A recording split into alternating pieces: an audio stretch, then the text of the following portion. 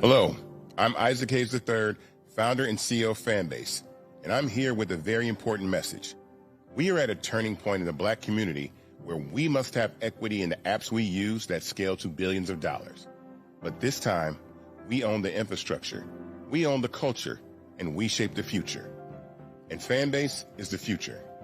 Fanbase combines the free functionality of Instagram, TikTok, and YouTube into an all-in-one platform built for the evolution of social media and monetization. With over 1.4 million users, that's real proof that we are shifting the conversation of tech ownership and equity for creators. So right now, I want you to go to startengine.com/fanbase and invest today. The minimum to invest is $399. That gets you 60 shares of stock in Fanbase at $665 a share. This marks a turning point in Black ownership of social media. If we don't take this opportunity to own social media right now, we will always be customers to our own creations. And that can't go on. So once again, go to startengine.com/fanbase and invest today. We must own the platforms where our voices live, our stories matter, and where our culture drives the world. Thank you. Black Star Network is here. Oh, no punch! I'm real revolutionary right now. Thank you for being the voice of Black America. All momentum we have now, we have to keep this going. The video looks phenomenal. See, there's a difference between Black Star Network and Black-owned media and something like CNN. You can't be Black-owned media and be scared. It's time to be smart. Bring your eyeballs home. You dig?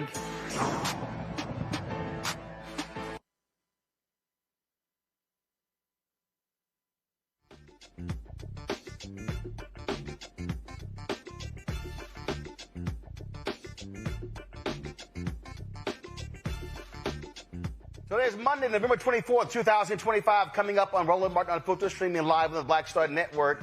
The federal cases against James Comey and Letitia James have been thrown out, not due to lack of evidence, but because the prosecutor who charged them was not legally in position to do so. Another stupid move by Donald Trump. Speaking of that idiot Trump, they are saying nursing is no longer considered a professional degree. That's going to impact loans. Y'all do know there's a nursing shortage in America?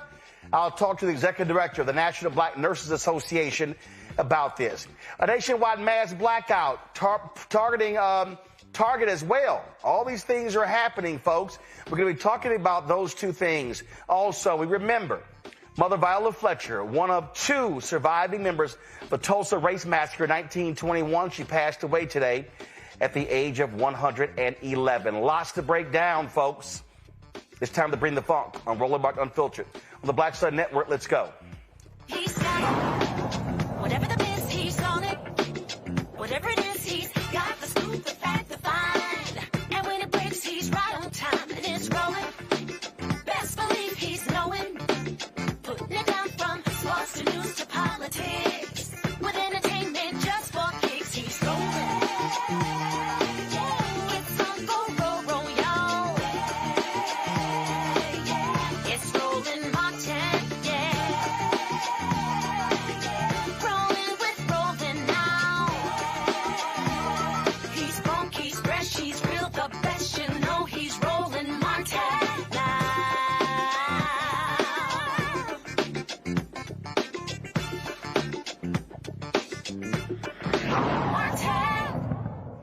A federal judge has dismissed the criminal indictments against former FBI Director James Comey and New York Attorney General Letitia James, determining that the federal prosecutor who Donald Trump put in place, who brought the cases, guess what? Wasn't lawfully appointed. U.S. District Judge Cameron Curry stated in her ruling, "I agree with Mr. Comey that the Attorney General's attempt to install Ms. Halligan as interim U.S. Attorney for the Eastern District of Virginia was invalid. Since Ms. Halligan had no lawful authority to present the indictment, I will grant Mr. Comey's motion and dismiss the indictment."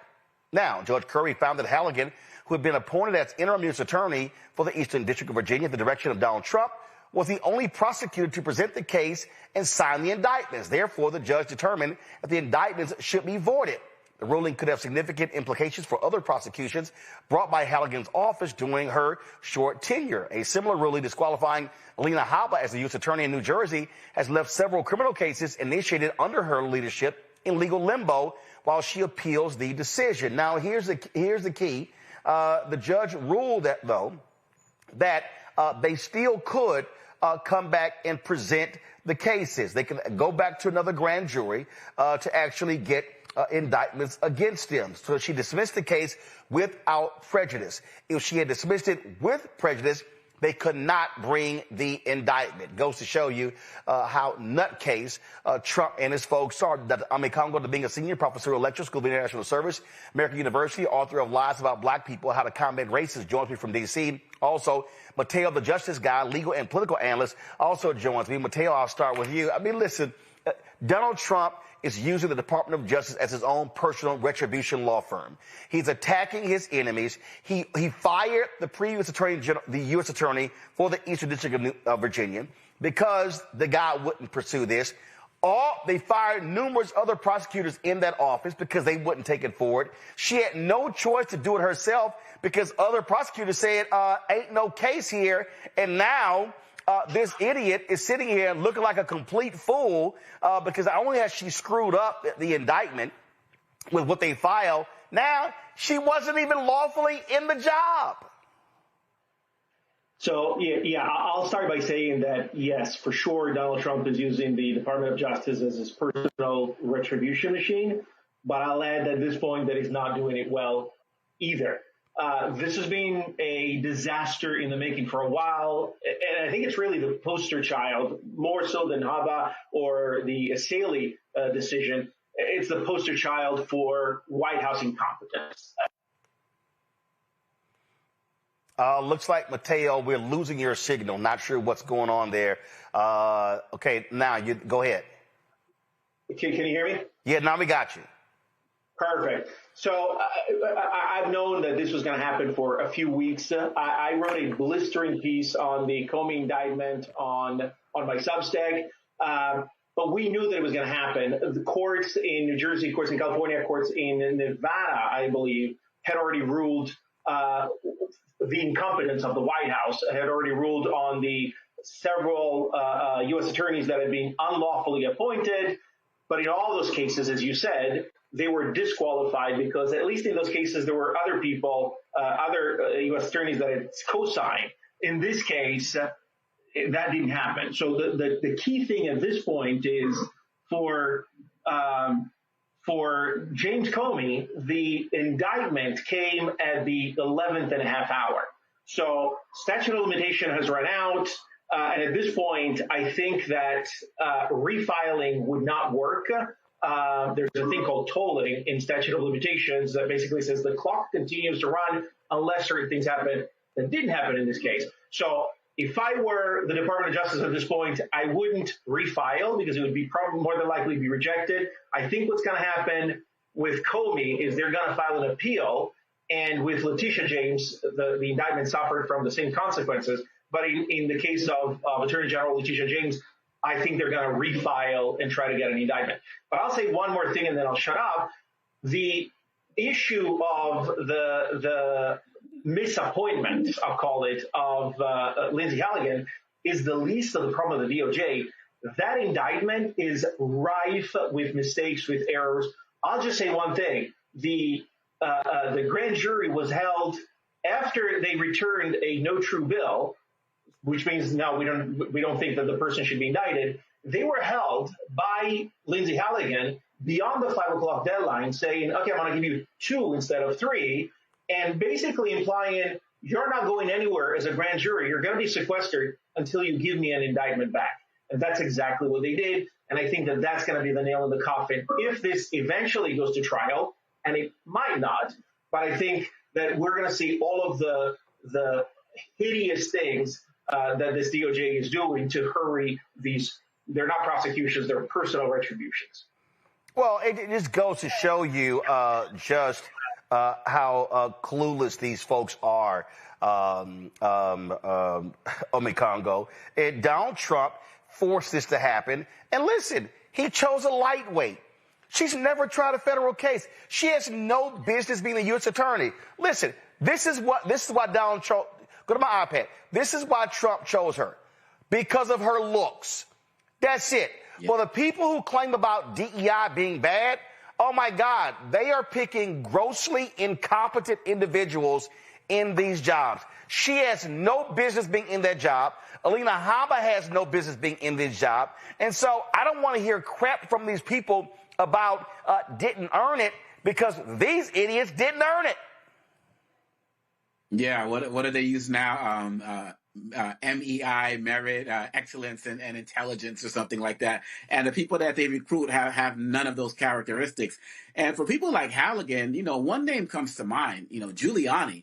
these guys need to really be careful because Trump's not going to experience any consequences, but these guys can face other types of penalties. They could be disbarred, maybe deal with some other issues.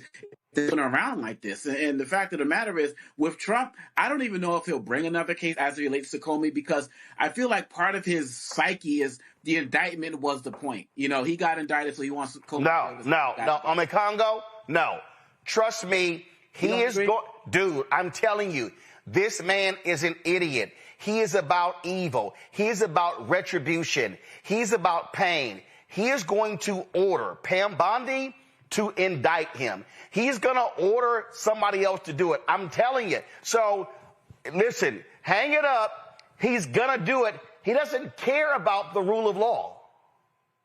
Well, and he could absolutely be right. And I couldn't argue against that. The fact of the matter is, if he's going to do that, I think the people who are watching him, who are working under him and working under Bondi, they need to start thinking about sending their resumes elsewhere, because they're not going to get away with this.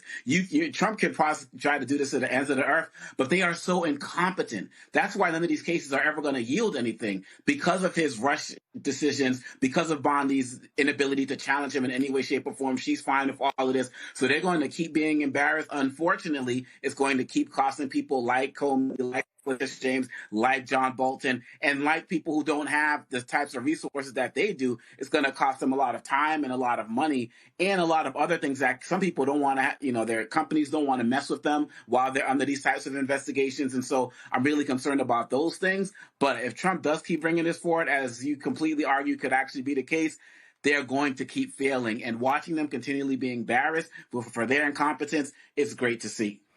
Mateo, real simple. Donald Trump, he wants people to bow down.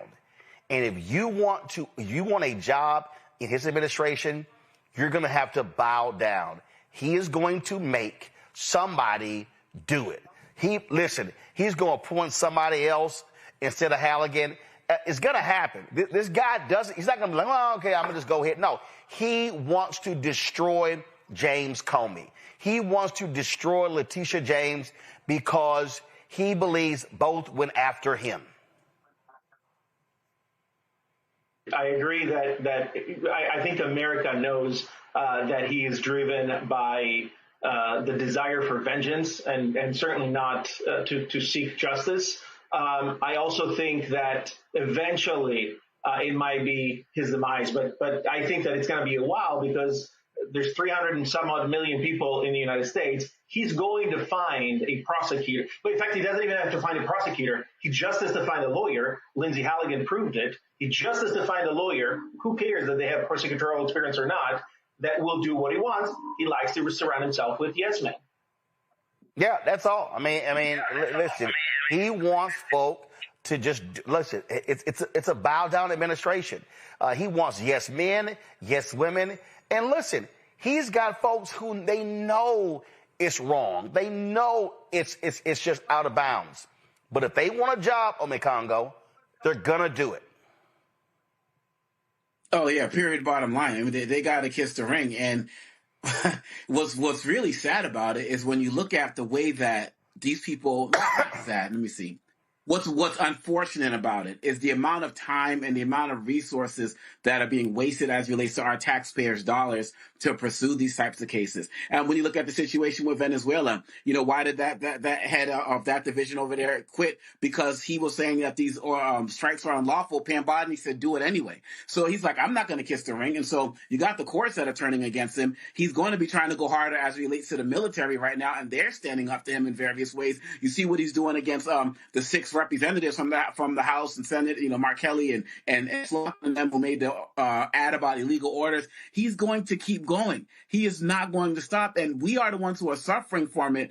But at the one point, when you look at Marjorie Taylor Greene, leaving the House, and one of these other Republicans are going to start speaking up, going to start standing up We know it's probably not going to happen anytime soon, but in the meantime, we have to continue to support the people who don't have the resources like James Comey does, because really at the end of the day, Trump will take everybody down with him in every way, shape, and form possible. And I think finally Americans are starting to see that this is what he was about all along. We knew it here at the Black Star Network, but other people were like, oh, it's just Trump being Trump. He is evil, vindictive, and won't stop until everything is burned to the ground. Oh, yeah. I mean, that's exactly who he is. And folks just need to understand that Donald Trump this is how he is going to operate.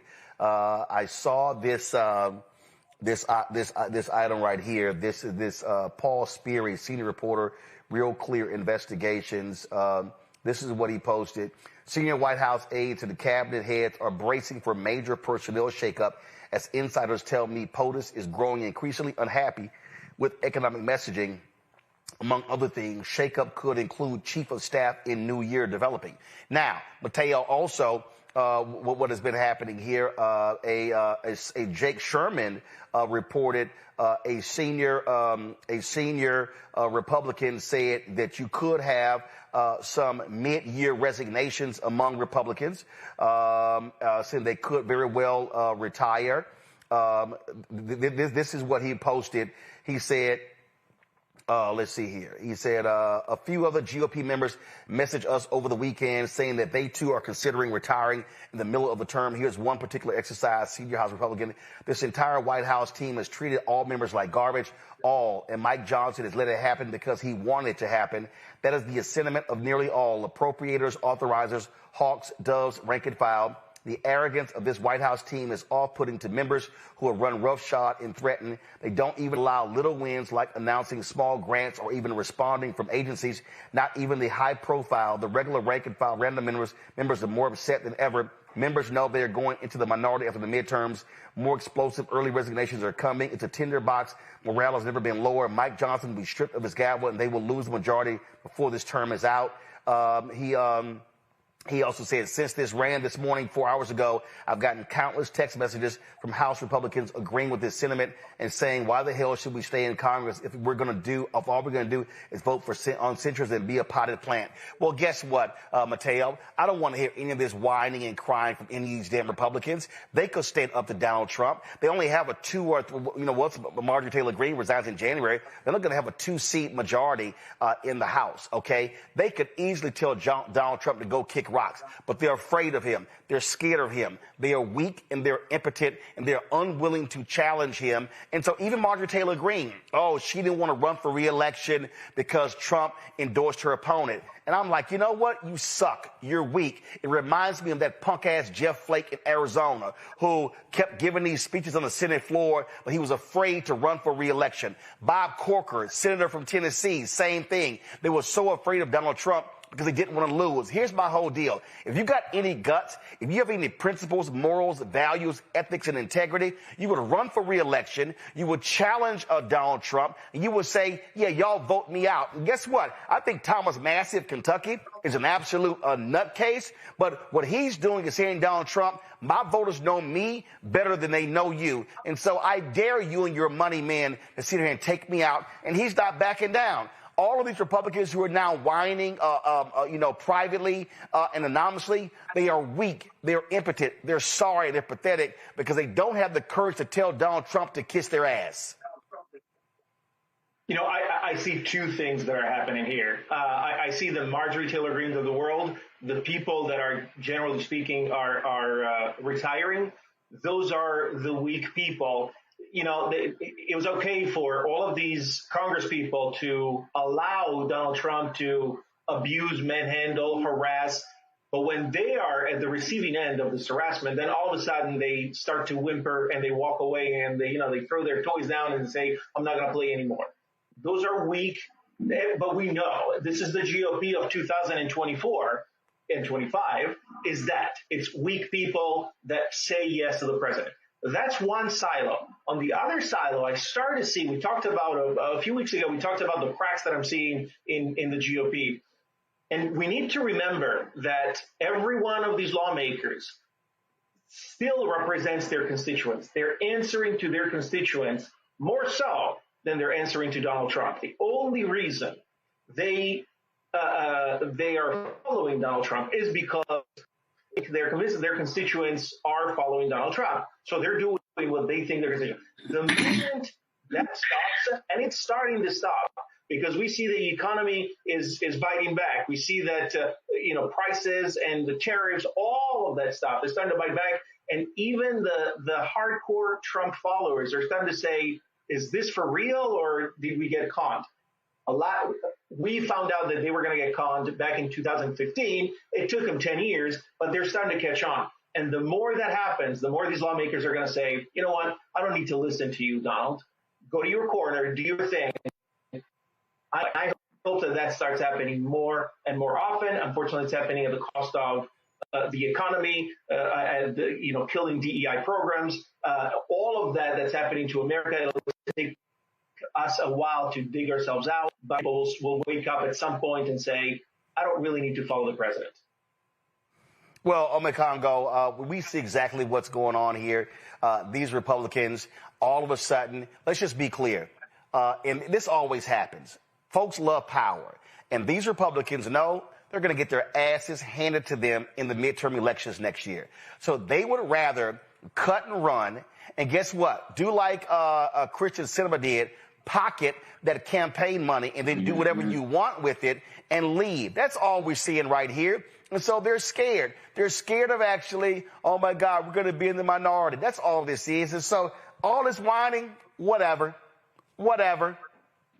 Yeah, no, absolutely. I mean, Marjorie Taylor Greene, she's leaving right around the time that, her pension's going to be kicking in. So she's going to be getting that congressional pension. She's made millions off of insider trading, from this office as well. So if they really wanted to do something and care about the people, this is Congress. At any time, they can reassert the control that they've given to Trump at any moment, launch investigations, bring people in, find out what Tom Homan did with that Kava money. Like, they can do that if they wanted to. But like you said, wow, it's ridiculous when all of these guys are talking about, yeah, we're going to resign or retire early. It's like they just realized what Marjorie Taylor Greene's realizing. They can cash in and get out scot-free. Because if they were really about the business, if they really cared about the constituents and everything that they've been losing, Trump's making people reapply for SNAP benefits, for goodness sake. Say they could easily start partnering with the Democrats. There's more than enough votes to start launching investigations and doing the real work. And many of the people in their communities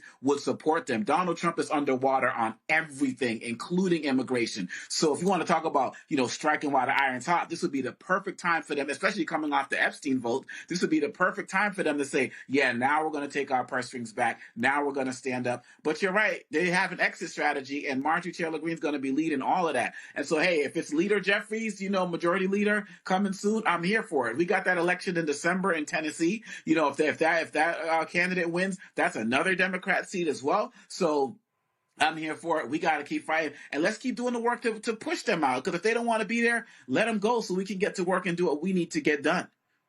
Absolutely. All right. Got to go to a break. We come back. We're going to talk about how these idiots in the Trump administration now are saying nurses are not professionals. It's going to impact their ability to get loans to go to school while there's a nursing crisis in America. Yep. They're idiots. You're watching Roland Martin Unfiltered on the Black Star Network. Next on the Black Table with me, Greg Carr. Our legal roundtable is back in session as we look at yet another potential landmark case being considered by the United States Supreme Court. This one is called 303 Creative versus Elenis, and may be the most important and far-reaching First Amendment, that is freedom of speech, case of our time. It could, depending on how the court rules, open the door for a return of Jim Crow segregation laws. It's true. If you say we can discriminate against one, you're saying we can discriminate against all. That's on the next Black Table. Don't miss it. Right here on the Black Star Network. This week on The Other Side of Change. Book bans, anti-intellectualism, and Trump's continued war on wisdom. This is a coordinated backlash to progress. At the end of the day, conservatives realized that they couldn't win a debate on facts. They started using our language against us, right? Remember when we were all woke and the woke movement and all that kind of stuff? Now everything is anti-woke, right? When we were talking about including diversity, equity, inclusion in higher education, now it's anti-DEI. All this are efforts to suppress the truth because truth empowers people. You're watching The Other Side of Change only on the Black Star Network. I'm Russell L. Honoré, Lieutenant General, United States Army retired, and you're watching Roland Martin Unfiltered.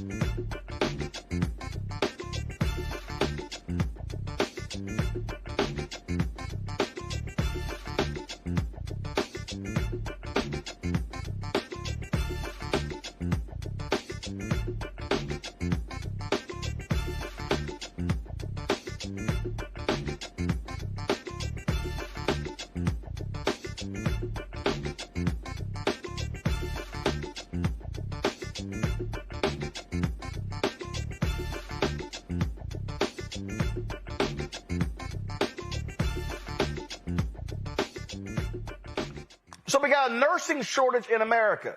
So what do these idiots in Trump's Department of Education say? Well, let's just create some new rules that overhauls federal student loans. That took place in the big ugly bill, where they no longer classify nurses as a professional degree. Yep, fields such as medicine, dentistry, and law still qualify as professional. But nursing, nurse practitioner programs, physician assistant programs, physical therapy, and civil disciplines have been excluded from this classification. The change is essential because professional programs are eligible for higher federal borrowing limits and access to Grad Plus loans, which help cover graduate school costs. Of the support, future nursing students may have to rely more on private loans or might not be able to afford graduate training at all. Tanya Jackson, Executive Director of the National Black Nurses Association, joins us right now. Tanya, how idiotic is this? This is the craziest thing that I have ever heard of. We already have a healthcare shortage. We already have people that are in need and need care that they do not have people to take care of them. And now we're going to change the profession. Craziest thing I ever heard of. So when we talk about the impact, when we talk about private loans, that means higher interest rates, not protected by the federal government.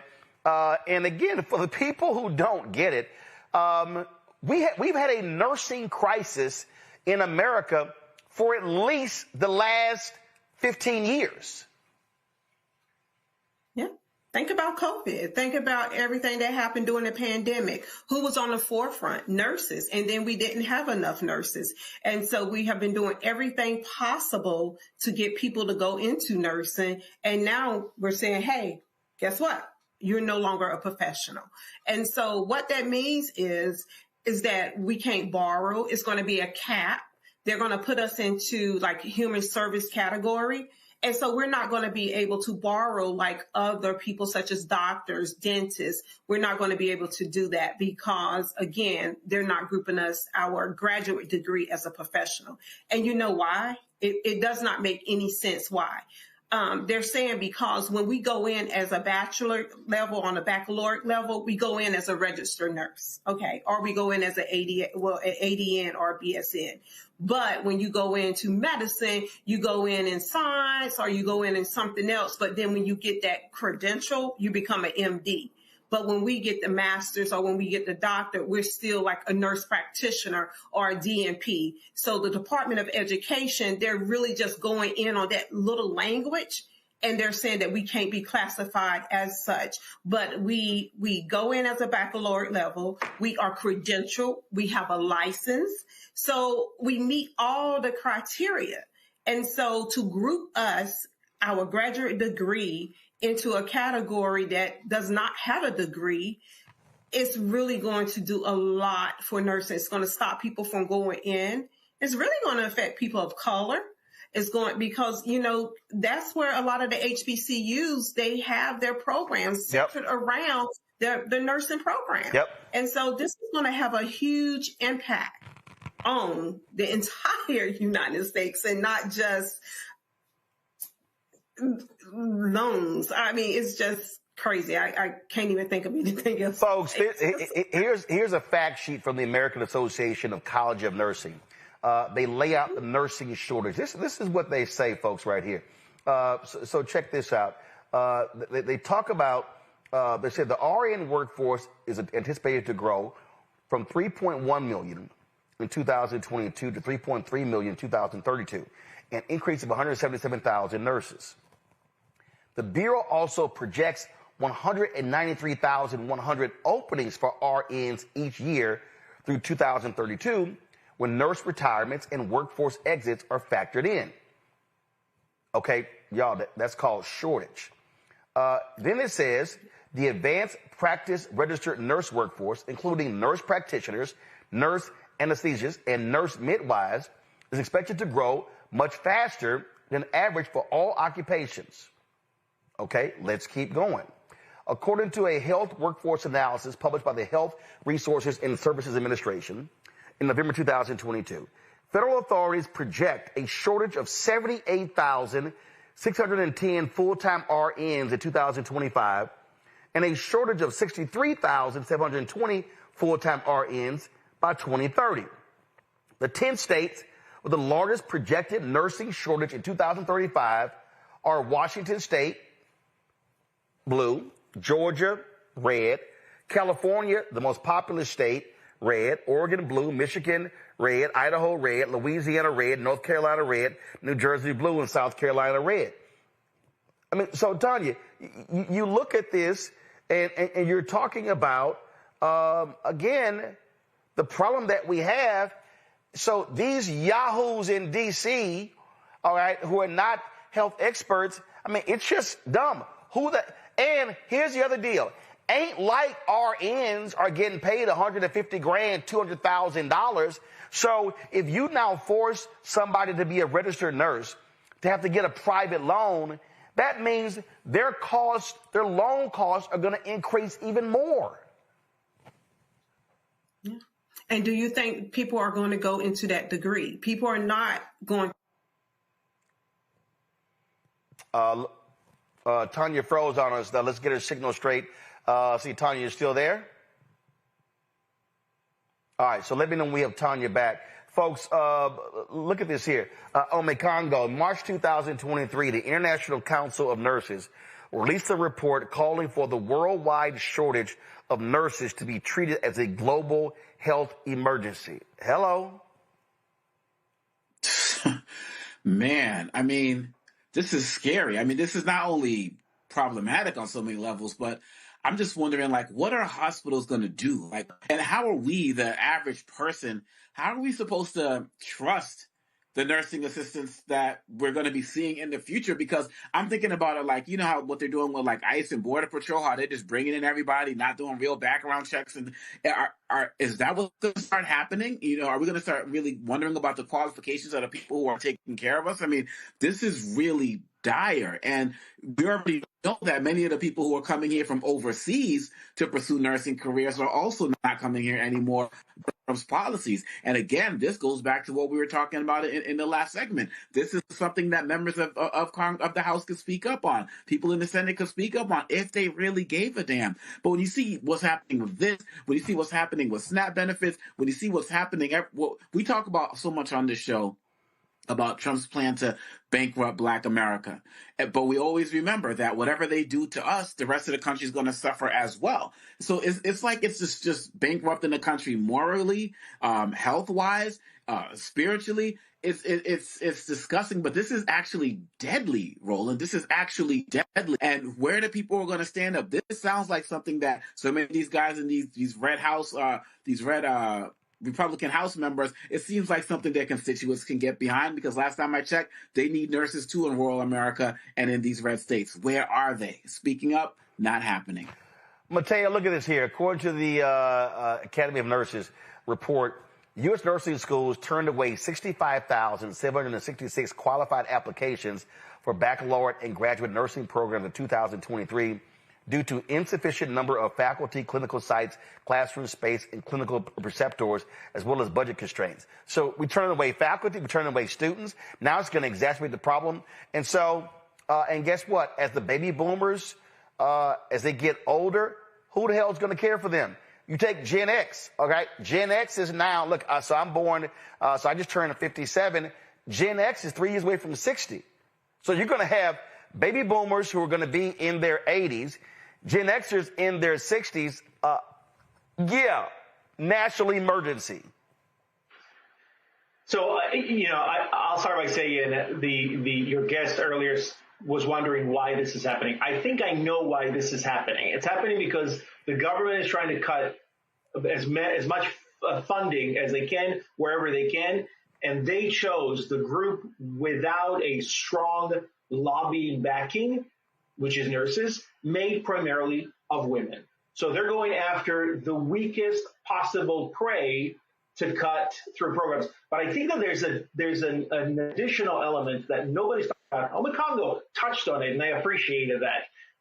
I think that we're all looking at what does that do to nurses and nursing students. Nobody's looking at what that does to the traditionally underserved communities, because those are the communities that are going to be feeling it the most. Those are the communities that nurses usually prefer not going to, and those are going to be the pools that are going to be drying up earlier than others, and that creates a bigger problem.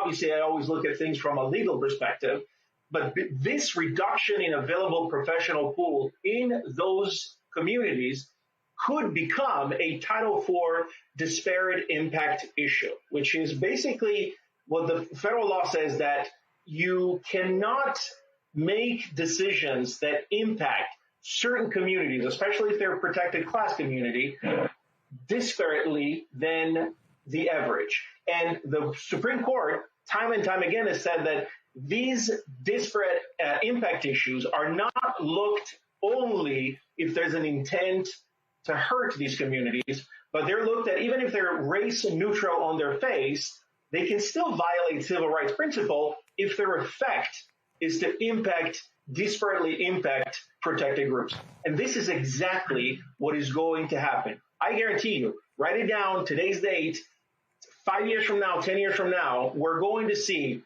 Black communities, Hispanic communities, rural communities, the traditionally underserved communities are going to get sicker faster. And we talked about many times how Black Americans are already disproportionately underserved when it comes to healthcare. We looked at the lady that had to basically give birth in the triage room because she was not listened to. This is going to happen more and more often, with more and more severity. And we need to stop it right now. Congress needs to act. They got Tanya back. So, Tanya, how are you and others fighting this? What are y'all planning to do? So we have organized several of the ethnic organizations have came together and they have written petitions. The Nurse Association, American Nurse Association, they actually just did a call. And so within 48 hours, they had 130 signatures. So we are all signing these just petition. We're advocating. We're calling our Congress people, and we're letting them know that this cannot happen. This is going to have a huge impact on their areas, their districts, on their states. So we're fighting it, but we're standing up. We're standing up together, and we're just really letting everybody know that this is we can't march. This is a time we can't march. We have to show facts. We have to show that we're professionals and that this is something that needs to be done. And we're just fighting it. Once we got over the initial shock. So it was an initial shock at first, given the state of, healthcare. So, Ms. Jackson, one of the things that I was concerned about is what is the average person? What should we be expecting as it relates to the quality of care going forward? Because I find myself wondering now, as I was mentioning, like how they're hiring like unqualified people to serve as like ICE agents. They're not doing background checks. Is that going to be the future of hospitals? Just kind of bringing in people with semi-standards to fill the need? Is that what we're talking about here, or am I over-exaggerating? No, you're not over-exaggerating it. It is something that could happen, because if you're going to take away the professionalism behind it, and if you're going to say, okay, we're going to group you into a category that does not require a license, that does not require you to be licensed, you're not going to have people going into that degree. I'm a nurse. I have my master's in nursing. I'm not going to, waste all this money, all this time, and not be considered a professional. So you're not, the pathways that we have where people, are grooming, going into it, people are not going to want to go into nursing. And if you think about it, when you think about someone that takes care of you, if you go to your doctor's office, and I'm not bashing my colleagues, my medical doctors, I'm not. But what I'm saying is you see a lot of nurse practitioners that have assumed that role as your provider because of the shortage. You're not going to have that any longer. You're not going to have that if the student has to bear the cost of the loan. You're not going to have that. They're slicing the loan cap, the lifetime cap, by almost a half. So before we could get almost $200,000 for our terminal degree, we're not going to be able to do that any longer. So you're not going to find people going into nursing, especially people of color. All right, then. All right, well, we'll keep watching this to see how this all turns out. Well, thank you. All right. Thanks a bunch. All right, folks. Lots more to talk about right here on Roland Martin Unfiltered. You've got redistricting, Supreme Court case. We'll tell you about what happened with that over the weekend. Also, mass blackout, saying, folks, listen, don't spend anything. Plus, there's going to be a boycott in D.C. at Target on Saturday. We'll talk about that as well. Plus, we lost Mother Fletcher. She, of course, is the one of two survivors of Tulsa Race Massacre. She passed away at the age of 111. Folks, you're watching Roland Martin Unfiltered on the Black Star Network. Be sure to support the work that we do. Join our Bring the Funk fan club. Your dollars allow for us to be able to do the stories and cover the things that matter to our community. If you want to contribute via Cash App, use the Stripe QR code. You see it right here, bottom left-hand corner. That's for also credit cards. PayPal is R Martin Unfiltered. Venmo is RM Unfiltered. Zelle, Roland at RolandSMartin.com, Roland at RolandMartinUnfiltered.com. Checks and money order. Make it payable to Roland Martin Unfiltered, P.O. Box 57196, Washington, D.C. 20037 7-0196. Back in a moment. Said the quiet part out loud. Black votes are a threat, so they erased them. After the Supreme Court gutted the Voting Rights Act in 2013, Republican legislatures moved fast. New voter ID laws, polling place shutdowns, purges of black voters from the rolls. Trump's Justice Department didn't stop it, they joined in. In 2018, his DOJ backed Ohio's voter purge system, a scheme that disproportionately erased black voters. Their goal, erase black votes and political power. Yeah, that happened. These are the kinds of stories that we cover every day on Roland Martin Unfiltered. Subscribe on YouTube and download the Black Star Network app. Support fact-based independent journalism that centers African Americans and the issues that matter to our community.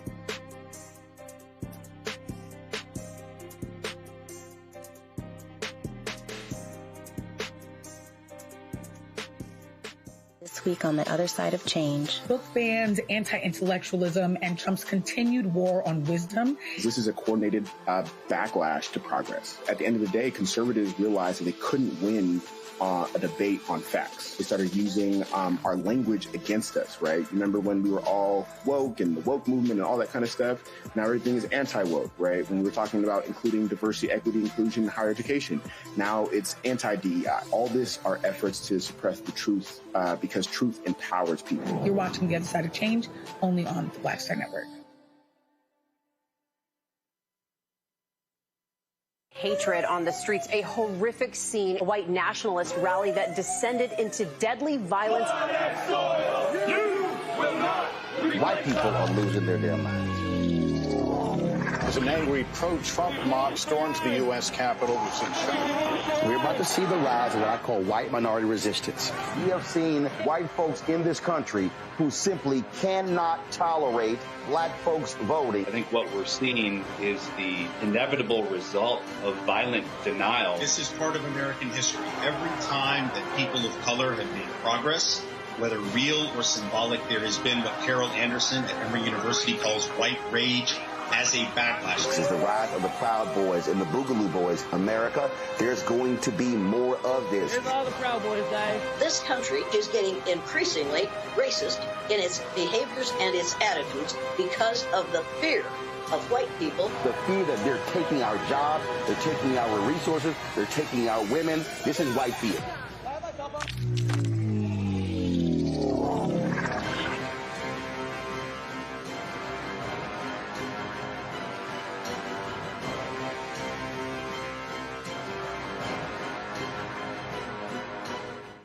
Hey, this is Motown recording artist Kim. You are watching.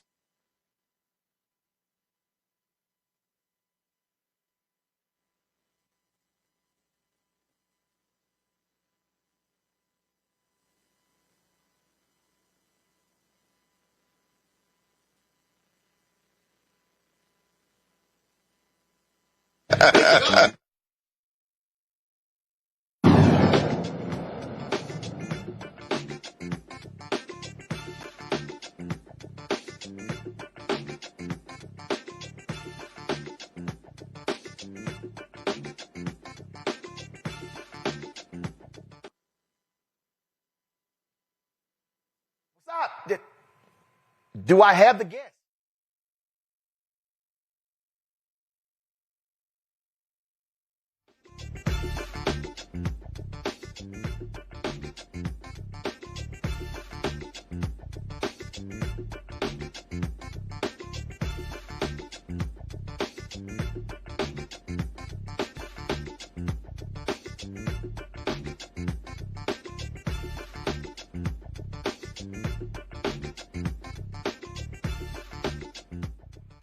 All right, folks, the U.S. Supreme Court temporarily stayed a lower court ruling that Texas's new congressional maps for 2026 likely discriminates against black and Hispanic voters by weakening their voting power. Justice Samuel Alito's order puts everything on hold while the Supreme Court decides whether Texas can move forward with the map. The map, backed by Donald Trump and Texas Republicans, was drawn to give Republicans an advantage in the next midterm elections. They got rid of 2 black districts in Houston and Dallas. A panel of federal judges had already ruled the map was unconstitutional, wasn't unconstitutional racial gerrymandering. The court has blocked similar lower court rulings close to election time before, most recently in Alabama and Louisiana. If the map is ultimately allowed, it could give Republicans 5 extra seats in the U.S. House. Now, when this came down on Friday, Mateo, I texted a number of legal scholars, and they said it's not as what people initially thought it was actually going to be about. They said that it gave the court time to act, time to respond, and so folks said, hey, pump your brakes. It's not like they are sitting aside the lower court ruling. How do you read it? This is a fairly humdrum decision by the Supreme Court, by one of the justices. it's an emergency injunction. So basically what it's doing is it's saying, is there a chance that the person the party that started the lawsuit could win? The answer is usually yes, unless there's major holes. Would there be some substantial damage if we allow the lower court ruling to move forward? The answer is usually yes. And so we're gonna, as you said, pump the brakes. We're gonna pause the lower court ruling. It isn't unusual for the Supreme Court to issue a rule like that, especially in these conditions. What they're doing is they're essentially preserving the official maps that exist. They're not good maps. They're not fair maps. They are racist maps, but they're the ones that exist right now. And so the Supreme Court says, all right, we're going to leave them in place because replace them once again would be more difficult than not until the lower court decision plays out. It isn't a decision so-called on the merits. Supreme Court, the justice that ruled on this is not saying, yes, the maps can stay. I think this issue isn't the decision that the emergency injunction, which, as I said, is humdrum. I think that the big issue is the audacity that I'm seeing in the Texas legislature and the governor in changing those boundaries so blatantly and mid-decade. So at a time when usually it's not done. So it seems to me that the most outrageous thing is this sort of frontal assault that's being waged at the behest of Donald Trump against the Voting Rights Act. And to me, it's that overtness that really is worrisome, because it is Project 2025. We all know that. It's in there. But the openness with which they do it is really what concerns me, what makes me pause. And I think that the other thing that makes me uneasy is the constitutional challenge that's happening in Louisiana that's challenging the Section 2 of the Voting Rights Act, which would, if it goes through, would essentially demolish the protection that exists against these maneuvers.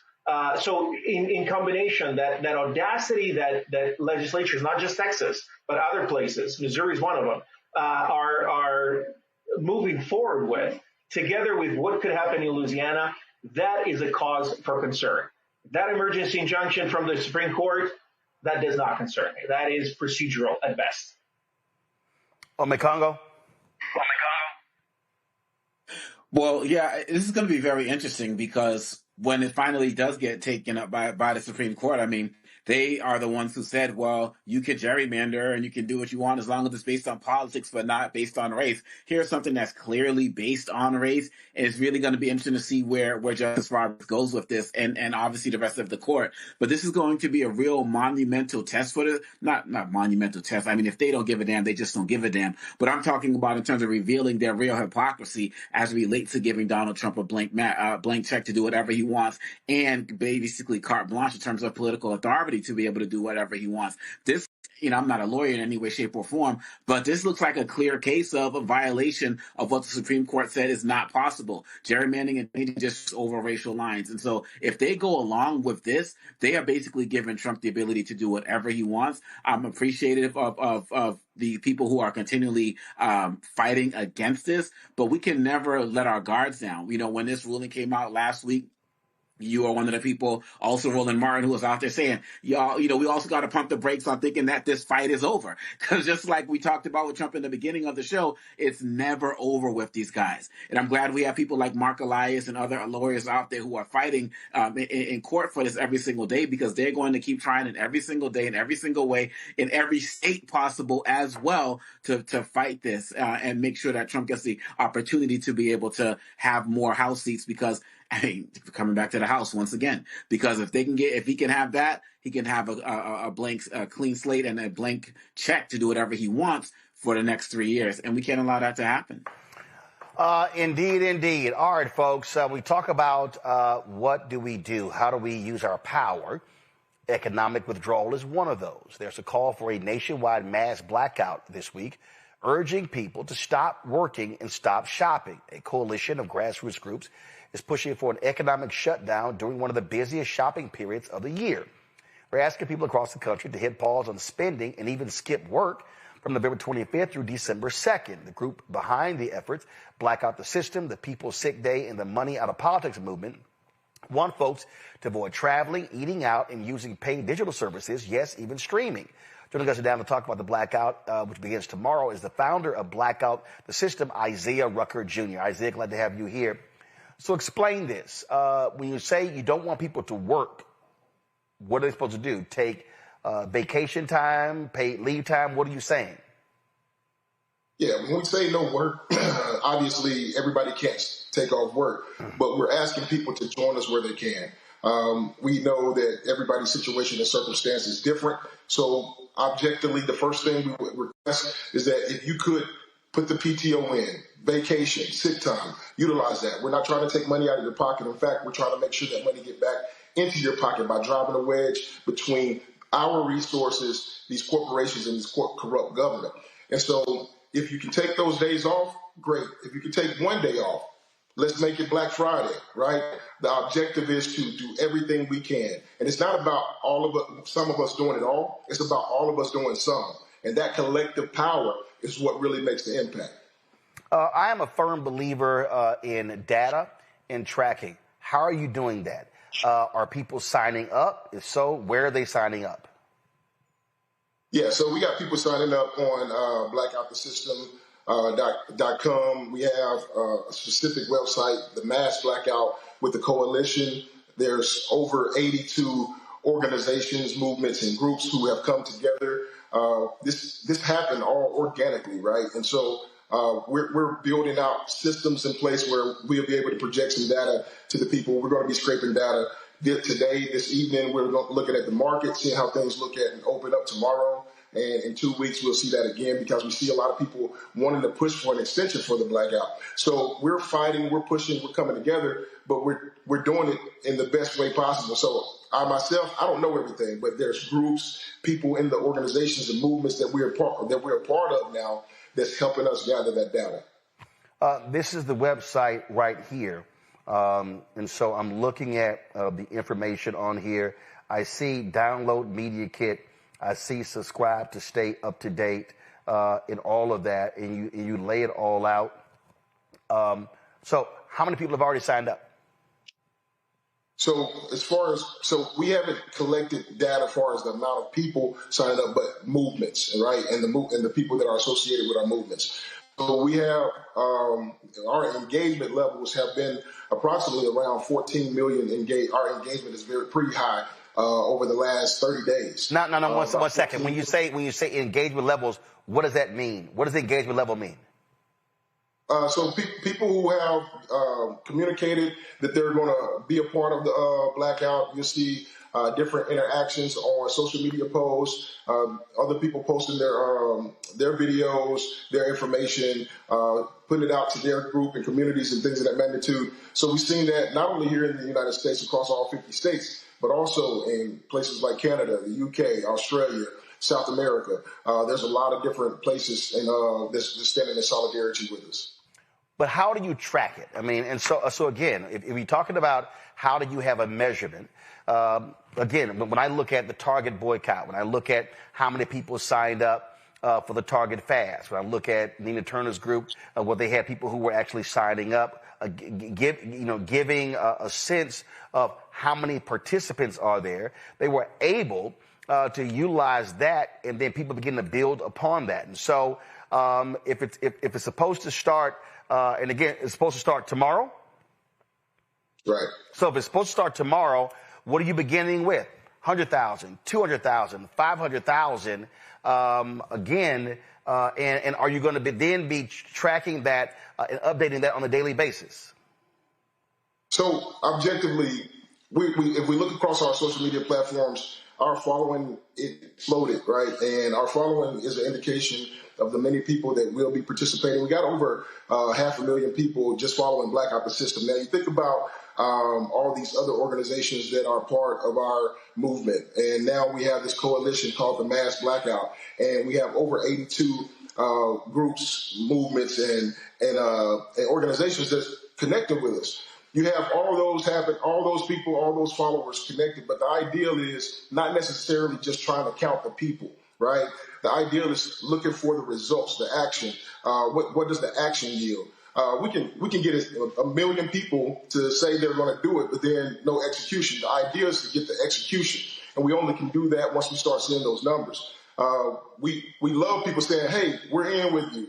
Hey, we're ready to go." That's great, but we need people not to back out. And so we're looking at the data in the stock market. We're looking at the wedge that we're driving between our human resources and all those different things. And there's a few people in the background that's going to be scraping that data to make sure that we can present that pretty consistently over the next few weeks. Okay, so are you asking people not to shop at all? Are you asking them to support Black-owned businesses?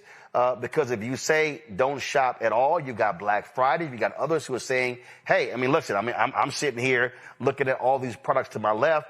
Every single one of these products is a Black-owned company that are on our shop, blackstarnetwork.com. So what are you actually saying? Don't shop at all, don't spend at all, or spend with Black-owned companies? So what's unique about this movement is very flexible, right? The objective is to get everybody we can activated and involved. So a lot of people will not spend it all. And that's the indications to drive a wedge between our money. There's no taxes that we're spending, no transaction fees. All of that is stopped. Great hope. But if people desire to spend, they can spend with the small businesses. They can spend with the Black-owned businesses. They can spend with the mom-and-pop shops, the family-owned restaurants, and things of that magnitude. On Black Friday, we desire that no one spend it all on Black Friday. We want to be able to have that as like a monumental moment where people can really identify the impact. Obviously, Saturday is Small Business Saturday, so we're encouraging people to spend with the small businesses. Redirect that money back into your community, build your community up. We want people, for the people, by the people, in the community. That's where we want our money to go. Questions from the panel. Ome Congo, you first.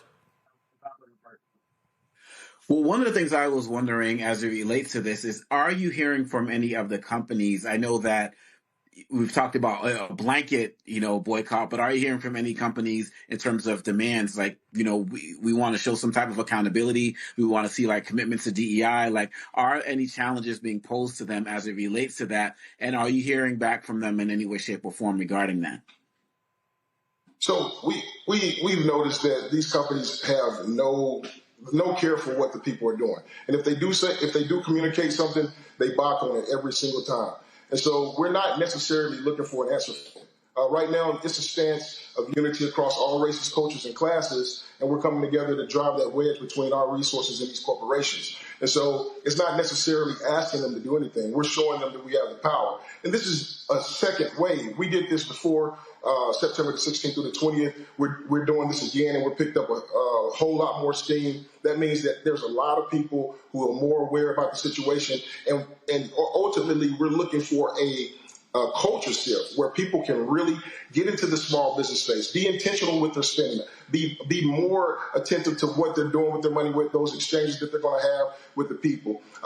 In regards to these organizations and whether or not they will make an adjustment, it probably won't matter, because when the people have it in their heart that they're going to take care of their community and spend with their community, those people won't get our dollars again. Patel? So, first of all, fantastic operation. I am a huge believer in this. I have a term that I use. It's called a civic firewall, which is creating a firewall between us and the ability of the government to impose itself on us. As I read about what you're doing, the mind immediately went to the Montgomery bus boycott, which is the greatest example of how people united through defiance, right? Can promote and influence change. That boycott lasted almost 400 days, if I remember correctly. So 382. And in fact, Mateo, glad you brought it up. We're going to actually be in Montgomery next week because they're having festivities all week next week for the 7th anniversary of the Montgomery bus boycott. So I think that is fantastic. My question to you is, where is the staying power of this? So I am 100% with you. I'm not going to shop. I'm not going to spend any money. If I spend any money, it'll be Black-owned business. It'll be immigrant-owned business. It'll be small businesses. And then what happens after next week? What are some of the things that you have organized? or that you're planning on? Yeah, so that's what we love to do. This is a tactic. This is pushing back against these corporations and pushing back against corrupt government. And we implement this tactic to get people more engaged, giving them something they can do. On our website, the Mass Blackout, there's over 100 things that you can do. You can go to that spin wheel and you can click that spin wheel and it can introduce people into ways to get involved in their communities, really creating a civic force. There's more ways to civic activity than just voting. And so we're getting people involved in their communities in a very large way. So again, this is about a culture shift. We love the Blackout. This is an example of us coming together, showing that we can come together, united fronts across all races, cultures, and classes. But this is a culture shift, meaning that we have to adjust the paradigm, the way we think about our money, how we use our money, and how intentional we are when we spend.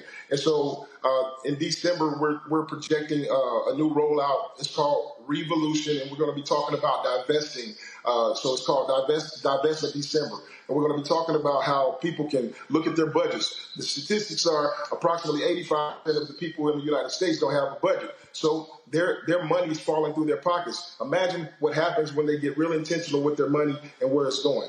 And then on top of that, we're going to be hosting different lives all the time. We're building a web. It's called a community web. So we got pillars that's within our organization, and we're going to be creating chapters throughout the whole United States. On our website, Blackout the System, we also have a location. People are funneling information to us where they can see mutual aid, people who can help with food, people who can help food scarcity, people who can help with clothing. All those different things will be centralized on our website. And so as we push back, we're simultaneously building community, because the opposite of greed, right, is community. And that's exactly what we're producing. And so right now on the surface, we're seeing everybody like excited. They're pushing back. They're saying we're going to take our money back. But then we want to reinvest into our community, but we got to know how to do that. So education is key, and we're building community and ways people can get that information. All right, then. Again, if people want to get more information, what they should do is go to themassblackout.com, pull all the graphics up, pull them all up. This is, of course, the TikTok, YouTube, Facebook, Instagram, and what's that last one? I don't know what the hell that symbol is. What is that? That's Substack. Got it, Substack. I don't use it, so I think we got one, but I don't use it. So that's Substack. All right, that's all of them. But the website, y'all, is right here, themassblackout.com, themassblackout.com. All right, Isaiah, I certainly appreciate it. Thanks a lot. Yes, sir. Thank you. Folks, we come back. We're going to chat with Pastor Jamal Bryant about a protest happening at Target this Saturday. The Target blackout also continues.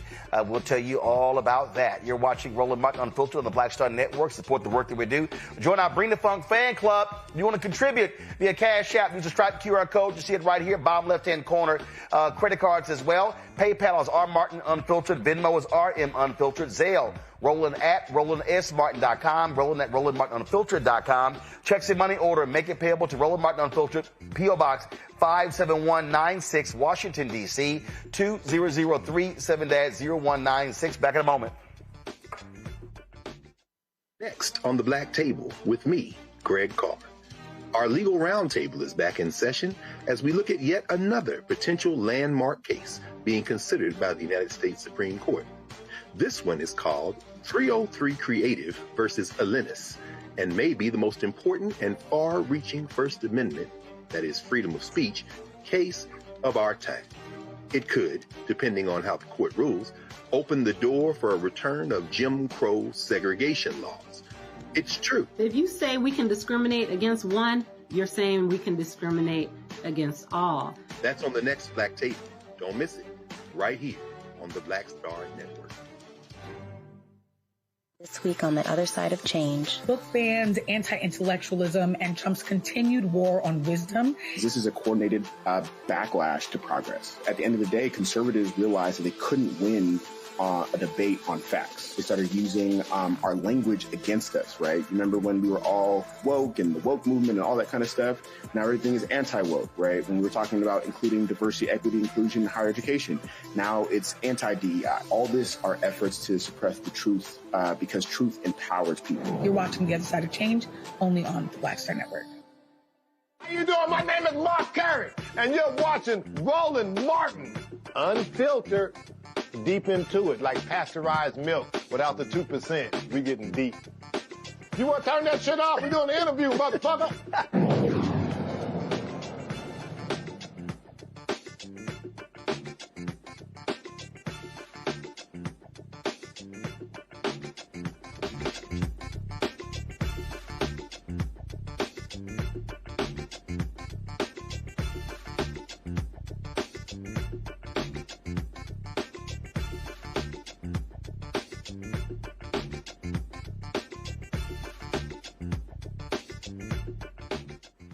Folks, for almost a year, the boycott of Target has been going on all across the country. It has had devastating impacts on Target's stock price as well as its revenue. And, of course, Black Friday takes place where all of these companies are looking to get people, as many people into their stores as possible.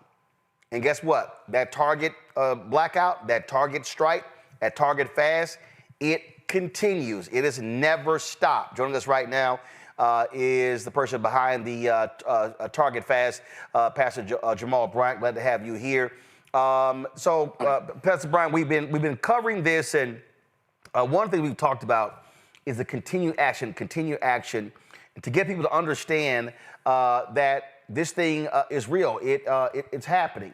And people have been saying, well, what about other companies? And we said, well, hey, first of all, you need to understand what happens with one company. How do you build that? Earlier, we were talking about the Montgomery bus boycott. That was a 382-day boycott. The anniversary, the 7th anniversary, was actually next Friday, December 5th. And this boycott has been working. Target refuses to actually come to the table to talk about how they're going to fix it. And so as a result, we still are staying away. No, we pressing all gas and no brakes. And so in the fourth quarter of the year is where companies try to turn around. It's called Black Friday because companies are trying to get out of the red. We've got over $2 trillion worth of spending power, but we've not done it in a targeted way, no pun intended.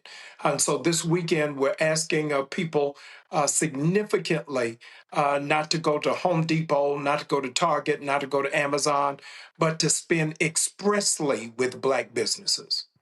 And obviously, when we talk about this, there have been efforts to sit down with them. You were part of a meeting with their previous CEO, who's now chairman of the board. And listen, they've made a decision that they're not going to really move forward. Frankly, so many of them are scared to death of Donald Trump and their constant attacks on DEI. And so they've decided that kissing his butt is more important than listening to the Black consumer. Bloomberg has now listed Target not as a safe stock. When we started the Target fast, Target was at $145 a share. It has now plummeted to $83 a share. The CEO that Roland just referenced is transitioning to be chair of the board. The new CEO starts, if you can believe it, on the first day of Black History Month. They have had market share losses for 3 consecutive quarters, and they've given no acknowledgement to the impact of the movement. But I want to thank all of you who are a part of this community, who have driven the extra mile, have turned a blind eye, and have not supported Target in standing with the movement. I'm grateful. If I go to, let's see here. Let me blow this up. Give me a second to the point that you just made. And I wanted people to understand. So Target said, hey, we never actually made an announcement. This was a leaked memo. Well, I read that memo, I think, came out on the Thursday, January 23rd. Then you had a couple of local groups, Nikema Levy and others in Minneapolis, Nina Turner's group. They called for the boycott, joined by Tamika Mallory, Until Freedom, March 5th, if I'm correct. That's when your Target fast began. Henry, go to my iPad. I want y'all to understand the numbers. This is actually, so if I go to Friday, January 24th, this is the day after Target, that memo came out regarding ending their DEI programs. Their stock was $186 $1,237.89. Today, at the close of business, their stock is $84.54. That is a drop of $52.65. That's a drop of 38.38%. And let's just be clear. Target likely thought, well, this is going to be short term. This is not going to last. A lot of companies thought that. They didn't expect this would be going on headed towards its 11th month. And so I think they now understand what happens when not only we stay out, it impacts other folks stay out. In talking to Nina Turner, they tried to do an end around by going to the Latino community, and they said, no, we standing with the black folk. Then you've had other organizations that have joined on, other labor groups as well. So this has been building and building. No, it is a movement in every sense of the word. I'm grateful to see how many people have put their hands to the plow. Their foot traffic has dropped by 9.7%. Their online spending or shopping has dropped by 7.8%. And so all different factions are coming in and being a part of it. It is to their own peril that they are not meeting. The reality is there's only so much toilet paper that Donald Trump can buy. You need black people. We are the nation's lead consumer. And this holiday weekend, we're going to show America the power of the black dollar and what it means when we target it in specific locations. When we talk about, 1 second, I thought this was going to give me something else. So just so folk understand that when we talk about companies, we talk about stock price as well.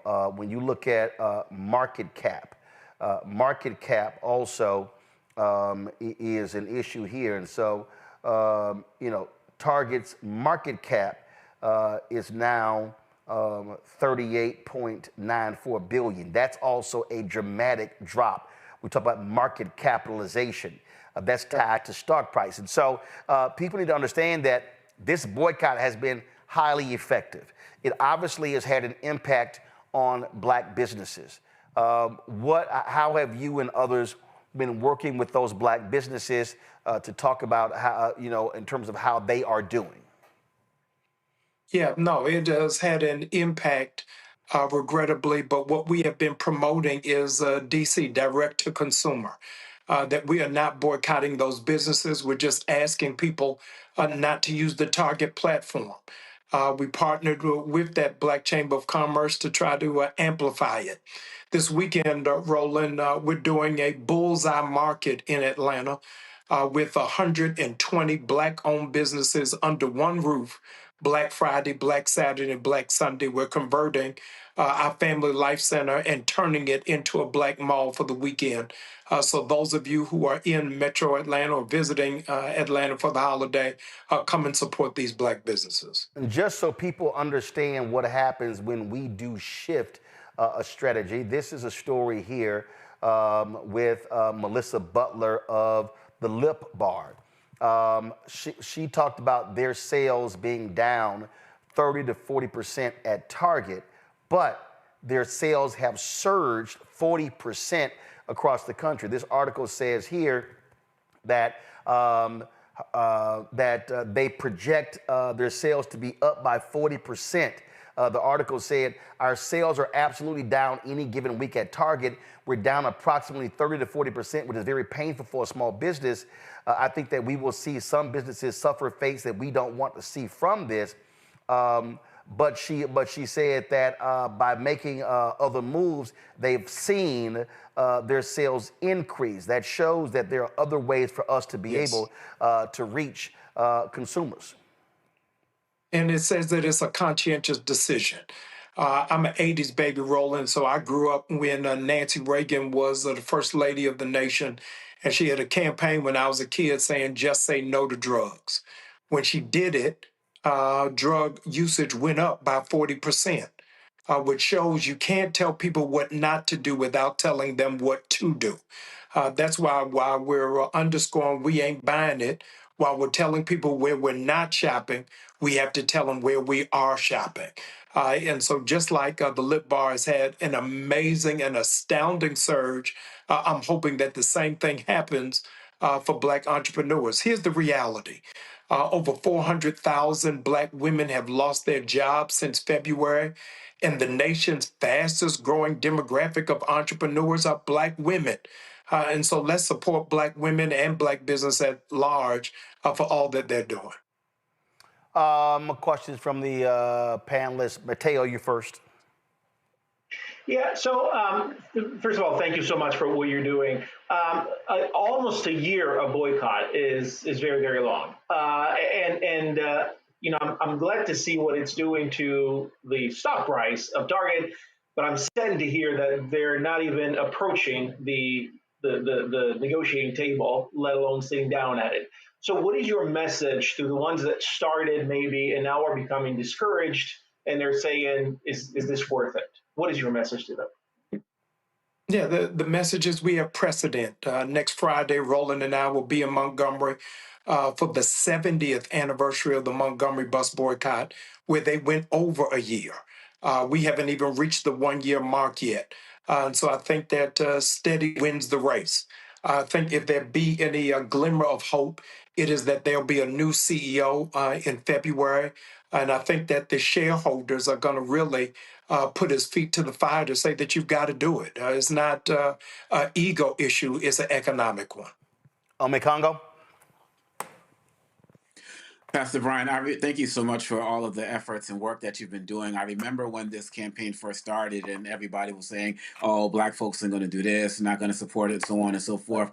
What gave you the confidence to believe that we can believe in Black people to be able to put this together in ways that Target and some of these other companies simply did not and still do not? Well, I'm a plagiarist, so I stole from history.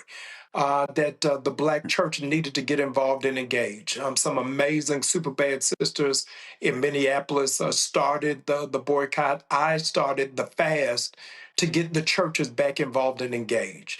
The secret weapon of the Montgomery bus boycott was the spiritual entity. And I knew if the churches could find some buy-in and some spiritual grounding, that it would catapult us to success. And I'm grateful to see churches re-enter the conversation about social engagement. This Saturday in D.C., there's going to be a picket line, 3100 14th Street, beginning at 11 a.m. Talk about that. Yeah, so let me give high commendation to our brothers and sisters in D.C. who have been picketing for 37 weeks. Amazing strength and amazing courage. Transparently, Roland, I was tentative about doing protests at the beginning of it because I figured if you could get a felony for outside of Target. Actually, hold on. You actually broke up. You said, if you could get a felony, then it cut out. Go ahead. Yeah, I said at the beginning of the movement, I was reticent about doing public demonstrations because they were handing out felonies for people protesting Teslas. So I thought that Black people outside of Target would be a deer in the headlights. But this group in D.C. for the past 37 Saturdays have been outside of Target. So Nina Turner, Tamika Mallory, and myself are coming to stand with them on this coming Saturday at 11 o'clock. Now, obviously, what people want to know, this is going to be a year come February 1st. That's when the boycott started. The Target Fast began March 5th. Are you and others talking about adding a company or other companies beginning in 2026? Oh, no, absolutely. We are actually going to be meeting about that as soon as we get through this We Ain't Buying It weekend to really focus in and hone on where it is that we are. But my faith says that by February, Target is not just going to have to come to the table, they're going to have to come with place settings. All right, then. Pastor Jamal Bryant, we surely appreciate it. Again, folks, if you are in Washington, D.C., you can see it right here. That boycott is going to be at 3100 14th Street Northwest in D.C. beginning at 11 a.m. Are y'all going to be live streaming it? If you say so. Well, if y'all gonna be live streaming, let us know so we can pick up the feed. Yes. I'll be in Texas personally, but Yes. certainly let us know so we can put it out there. Roland, let me say one thing before I go. You were the very first to give the Target boycott a stage and a platform, and I'm grateful. So I want to challenge every church. Roland is raising support $1 million by December 31st. And so on behalf of the churches, I want to lead by example. New Birth is pledging $1,000. I want to challenge every Black church in the country to follow suit and do the exact same. Well, I appreciate that. And what we announced is, first of all, we're launching a new daily news show. It's going to be a noon show beginning in January. We're setting it up as we speak. We're going to be launching a health show. We also are going to be launching a business show. And so it's a whole lot we're looking to do. We completely retooled. Awesome. We completely retooled BlackStarNetwork.com. So now when people go to the website, that's also a news portal. You're going to see, go to my iPad, you'll see it. You're going to see different stories there, columns, other things along those lines. So we're working on all those things as we speak because it really is about being able to have news and information. I get a lot of people hitting me. They're like, hey, man, can you do sports entertainment? I tell them, look, I like those things, but the answer is no, because we need to have, I tell them, I said, we have to have a place where we center news and information, and we're not focused on entertainment and who dating who's sleeping with who, all kind of stuff. And that's fine. I tell people, if y'all want that, go somewhere else, but it ain't going to happen here. Right. No, that's great. Salute to you. Thank you, sir, for holding the torch in the bloodstained banner. I appreciate it. Thanks so much, Pastor. Folks, we come back. I saw this video. First of all, I got a couple of things we're going to talk about. We're going to talk about the loss of course, Mother Fletcher in Tulsa. But we come back. I saw this video, but it really was one of the dumbest things I've ever heard in my life. So I literally have got to talk about it. This notion of you don't need to read, but you need math. Let me deal with that when I come back. You're watching Roland Martin Unfiltered on the Black Star Network. If in this country right now, you have people get up in the morning and the only thing they can think about is how many people they can hurt, and they got the power, that's the time for mourning. For better or worse, what makes America special, it's that legal system that's supposed to protect minorities from the tyranny of the majority. We are at a point of a moral emergency. We must raise a voice of outrage. We must raise a voice of compassion. And we must raise a voice of unity.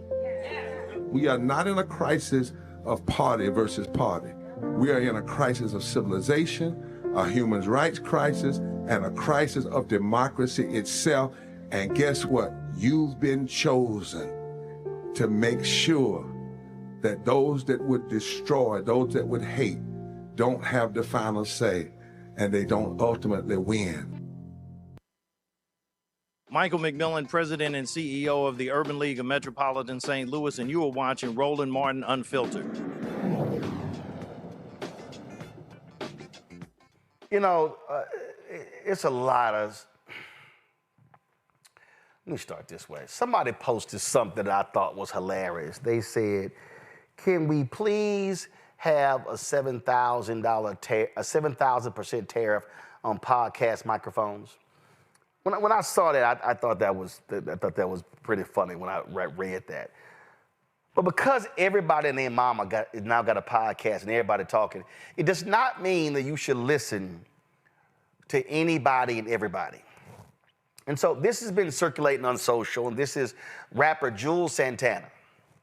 I don't know what podcast he was on, but this dumb shit was actually said publicly out of this boy's mouth. I think that shit gonna take over. Nah, but seriously though, right? you should though. We gotta start teaching our kids though, just financial wealth and literacy and all that shit early, because by the time they get to 9th grade, they should be just learning how to start businesses and how to. But they don't really need to know how to read. Wait, stop. I ain't gonna say that. I I say that respectfully. I'm not saying that in a way to be literate, because you're not supposed to be illiterate, but you can. What's more important, reading or math? Math. Told you. Math. I think you could listen to a book on YouTube. You can still obtain the information. And you don't have to know how to read. That's not reading and understanding. I believe common sense is better than everything. I'm a common sense nigga. I'd rather have zero book smarts and common sense, be able to read the room, be able to read life, be able to read people. I try to understand people, you know what I'm saying? Like, nowadays, you can listen to a book. I just listen to the 48 Laws of Power. Not to you gotta read your contract, Els. You don't have to understand. You can listen to that too. They got apps you can put it in and it'll read it to you. Are you crazy? I know that shit now. It's gonna say this is AI, bro. It's gonna tell you now, like, yo, this is bad. It probably will. AI will now. That's what I'm saying. That's how freaky it is. You don't have to read. Shit can be told to you. It'll be so. I'm not saying that in a bad way. Like you don't need to know how to read. At a restaurant. Floyd Mayweather don't read that shit. At a restaurant. Like, it's mad shit you gotta read. You saying that, you just gotta know what you like. You know what I want. You ain't gotta read the restaurant. You can just say, what is this, a steak joint? I want steak, nigga. What y'all steak come with? What y'all got? When the waiter come? Reading way more important. When the waiter come, you got, what come? I'm gonna have to. I'm gonna have to stand up for this dumb shit.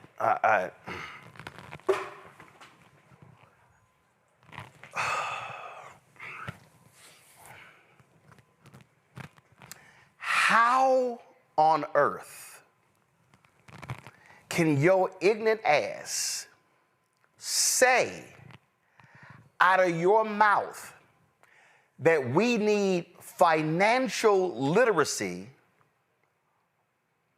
but we don't need literacy? How?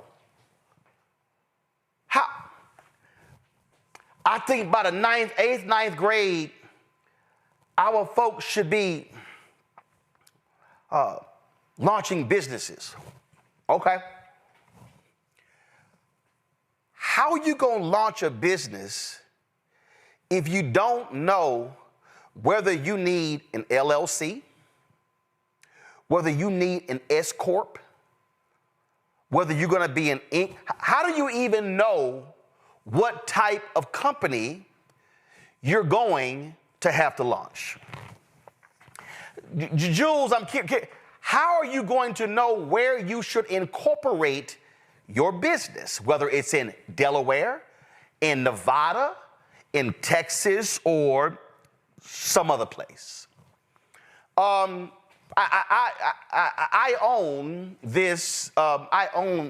And so I'll turn the lights up over there. So you can listen to a book. You can listen to a book. Okay, you can listen to a book. Okay, so here's what I need to know, Jules. In order to plug up and turn on and activate this TV from my control room, what should I do? Switch this camera over here. Y'all can't see it. So this TV monitor here, there's a wireless Hollyland device that is connected to this TV that sends the signal from, in fact, put the program in this monitor, Henry. I think we can be able to do that. So Henry is at the switcher. He has to be able to read something to know how to actually do. Let me walk over here. So let's see here. So I'm standing here well, which camera am I looking at? I'm standing here. So let's see here. This is a Sony robotic camera. Turn the lights up behind me. This is a Sony robotic camera. That's a tripod. Matter of fact, this is a pop-up. Henry and I were at the Miami F1 Grand Prix race, and we saw the folk from Sky Sports sit here and do this. Zooming out. We were at the race, and the guy walked over and he pushed this all the way down, and me and Henry went, "Oh shit!" We like, "Hold up, what?" We like, "Wait, how you do that?" So we then walked over And he then told us where they ordered this from. We went to the website. It wasn't in English, so I had to have my assistant hit them up so we can translate how to actually deal with it. And so you got monitors down here. You got an electric fireplace over here.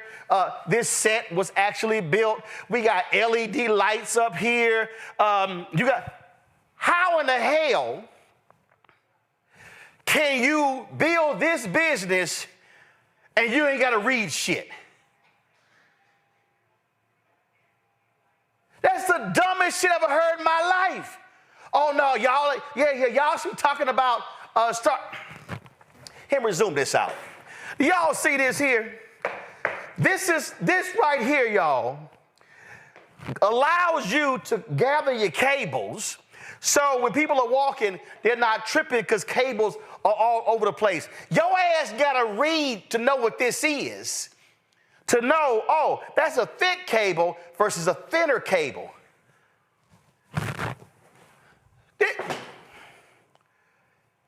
How in the hell? Oh, yeah, you just need AI. AI can't read your contract for you. You still got to know what the hell is in your rapping contract. But okay, you a rapper. Let me go back over here, okay? All right, Jules. See, this was I don't understand, which is just dumb to me, okay? Can we go to my iPad? I just saw this. The IRS has released new information on the tax brackets for 2026. Look at this right here. It said the marginal tax rates for various incomes. And so the top tax rate of 37% for individual single taxpayers, it lays it out there, and then it lays out married, 35, 32, and on and on and on. How your ass gonna know what the tax rate is if your ass don't read? Oh, I get it. Jules gonna say, well, you know, I got a CPA. I got a CPA. Their job is to read. Okay, that's interesting. Let's see here. Kareem sues financial advisor. Are y'all aware that one of the greatest basketball players ever actually had an ex-business manager who stole from him, and Kareem filed a $59 million lawsuit against him? So imagine if Kareem Abdul-Jabbar, one of the smartest brothers out there, never knew how to read. Never knew how to read. And mind you, Kareem is extremely smart. He is very, very smart. But the article lays out that there was mismanagement by his business partner, Tom Collins. Look at this here. This article was written. Let's see here, August 9th, 2022. It lays out here, they filed a lawsuit to recoup the money. Between 1984 and 1985, Collins arranged several partnerships among all his clients, and it goes on and on and on. Kareem is an extremely smart brother who follows his own money, but he had to sue his guy. So, do you know how many athletes, basketball players, football players, baseball players have gone broke because their accountants and business managers and CPAs and agents stole from them? Do you know? Who was the brother? Terrell, that's your sorry team, the Commanders. Who the dude was the, Clinton Portis. Yeah, let's see, Clinton Portis. Let's see, Clinton Portis and business manager. Clinton Portis publicly said that he was sitting in a car, boom, right here. See, I told y'all I got a good memory. Ex-running back Clinton Portis was ready to commit murder until a friend talked him out of it. Look at this here. Former Washington Redskins running back Clinton Portis contemplated killing one of his former financial managers after losing millions of dollars in various investments. Yeah, it was a study. Sports Illustrated put it.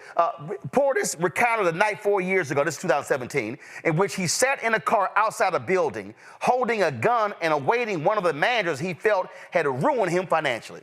Ask Terrell Owens what happens when you're not properly following your money. And so when you hear stupidity like that, yeah, somebody just mentioned in the chat. I definitely remembered him. Y'all, if you want to, go ahead and Google Tank Black. Tank Black stole from all sorts of folk. In fact, he went to prison. Hell, he went back to prison as a result of what money laundering and fraud. Again, look at he represented former University of Florida football stars Ike Hilliard, Fred Taylor, Jacquez Green. Look at this here. Black was convicted of charges in a case in which several professional athletes lost a combined $12 million. Y'all, I can go on and on and on.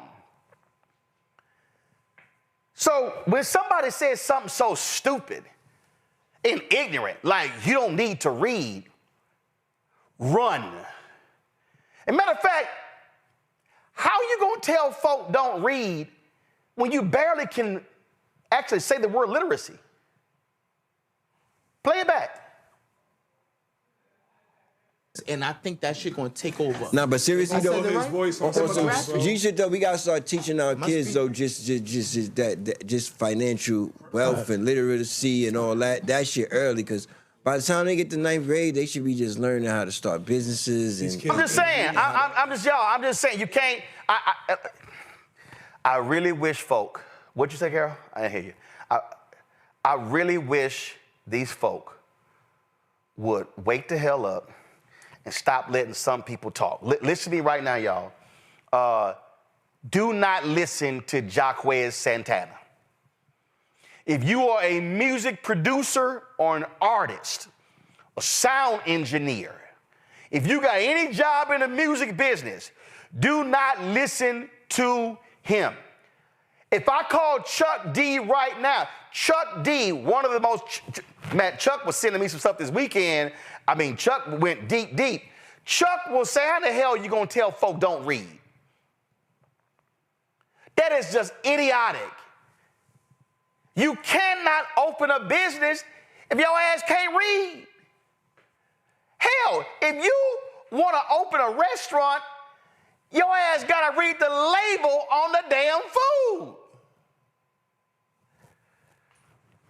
Ome Congo, so again, I try to ignore most of the dumb shit that I hear on a lot of these shows, but I had to just go ahead and rip this nonsense. And I'm glad that you did. I mean, it's so disgusting. I mean, I work with so many young people across the country, and just seeing and it's not just young kids, but just across this country, like the anti-intellectual mindset that's just creeping in from the top, starting with Trump all the way down. This idea that so many things can just do things for you. AI can do this. What do you say? Go to a restaurant and say, hey, I like beef. Give me some beef. Like just turning everything over to tech and turning these things over to other people. I can have somebody read it to me. I'm thinking about Sam Cooke, right? When he got sick one weekend, he was at home reading his contracts. And then he realized that Alan Klein had stole all of his stuff. How did he know that? Because he was able to read. And this intellectual decline, if you look at our scores, especially COVID, in terms of our scores in our K-12 schools, it's been going down in terms of math, in terms of reading, in terms of English, in terms of writing, everything's been going down. And damn, Roland, like reading math is reading. You know what I'm saying? It's like, I got to be able to read numbers to understand, 900 versus 9,000. Like, that's literacy. First of all, if you got a math book, you got to go to the back of the book to read what type of math equation you want to go to on page 38. I mean, your ass got to read a math book, Mateo. First of all, it's very insulting to tell people, hey, you can only learn one thing at a time. You can learn either financial concepts or you can learn how to read. You can't do them at the same time. Second of all, as all of you said, financial literacy requires literacy. You can't open a business without putting together a business plan. How are you going to go to a bank and say, this is my business plan, if you don't know how to read? How are you going to read the contracts, the loan agreements that the bank gives you? How are you going to read the contracts of the people that are supplying you with goods or that you're working with? You need literacy. But beyond that, what I find insulting is the set aside of the power of being able, of the power of literacy, the power of being able, because books are not just about reading things, books are about power. And as we've said countless times on the show, they're trying to make us dumber because a dumb community is easier to control. And to hear somebody tell others, hey, you can be dumber because by not reading, you become dumber. And it's okay, as long as you can make money and you can be dumb, you can be manipulated by the government. It's not, at that point, it's not just insulting, it's extremely dangerous. And to hear people that are successful say that people look up to, say that, is disconcerting and disheartening to me. And one of the reasons why so many people in the music business have gone broke is because they didn't read their contracts. And they didn't read. So that's just dumb to me. So y'all, don't listen to nothing he said. Nothing. And matter of fact, when I was sitting there thinking about it, just turn the music up. I remember I had this guy on my radio show on WVON radio, and he was saying how some of these rappers should change some of their songs. Jules, maybe you ought to listen to this song here in your downtime. Turn it up.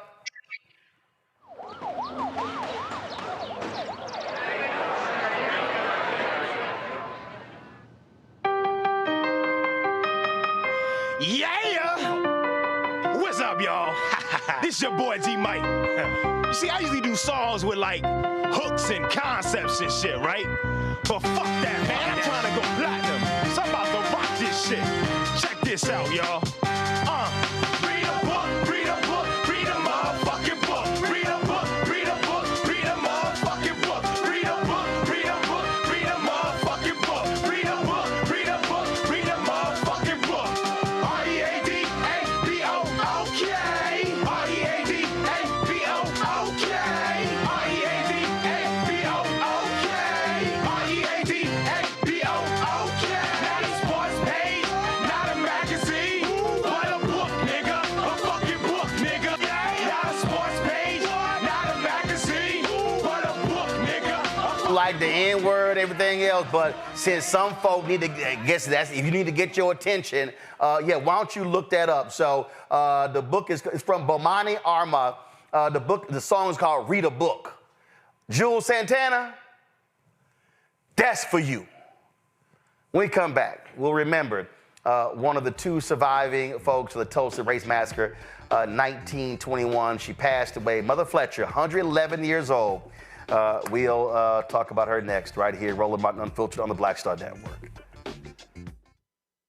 This week on the other side of change. Book bans, anti-intellectualism, and Trump's continued war on wisdom. This is a coordinated backlash to progress. At the end of the day, conservatives realized that they couldn't win a debate on facts. They started using our language against us, right? Remember when we were all woke and the woke movement and all that kind of stuff? Now everything is anti-woke, right? When we were talking about including diversity, equity, inclusion, and higher education, now it's anti-DEI. All this are efforts to suppress the truth because truth empowers people. You're watching The Other Side of Change only on the Black Star Network. Now that Roland Martin is willing to give me the blueprint, hey, Cyrus, I need to go to Tyler Perry and get another blueprint because I need some green money. The only way I can do what I'm doing, I need to make some money. So you'll see me working with Roland. Matter of fact, it's the Roland Martin and Cheryl Underwood show. Well, should it be the Cheryl Underwood show and the Roland Martin show? Well, whatever show it's going to be good.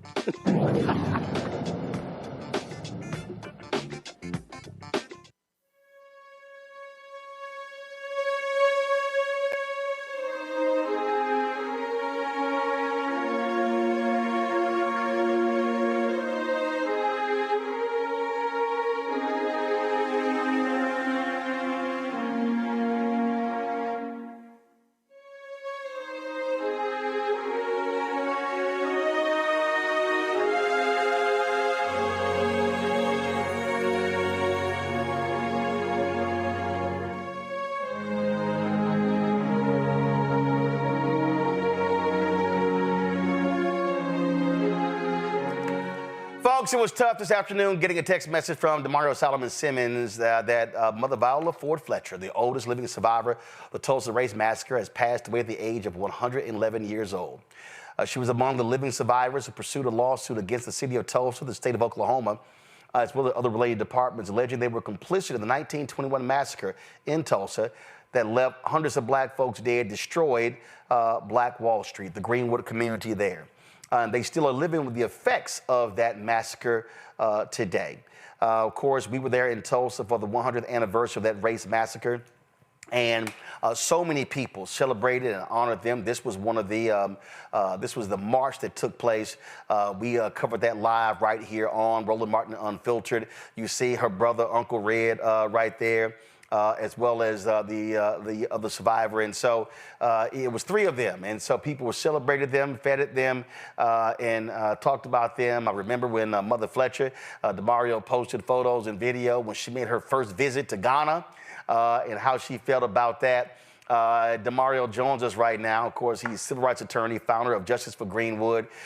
He has really gotten to know them so well, representing them, traveling with them all across the country and the world, testifying before Congress. Demario, glad you're with us. Unfortunately, on this sad story here, and I must say, Mother Fletcher was one strong sister. Yeah, man, Roland, good to see you. Thank you for having us on. It's been a tough day for sure. And, you know, I've been thinking about, I was talking to some of the team, like, you know, a woman lives to be 111 and a half years old, and you're just so devastated and surprised that she's passed away. But she was so strong. She had so much life. And we, as you know, Roland, we were concerned for many years about, can we get them justice before they pass? But I'll be honest with you. Over the last 18 months or so, I stopped worrying about Mother Fletcher passing away because she was just so vibrant. And at a 110th birthday party that we had for her back in May, this past May, we sang her happy birthday. And at the end, we forgot to say. Demario broke up there.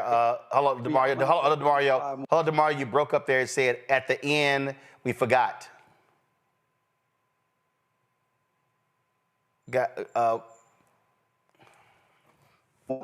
The county or the Demario, 1 second. Demario, 1 second. You broke up there. You said, you sang happy birthday. At the end, we forgot.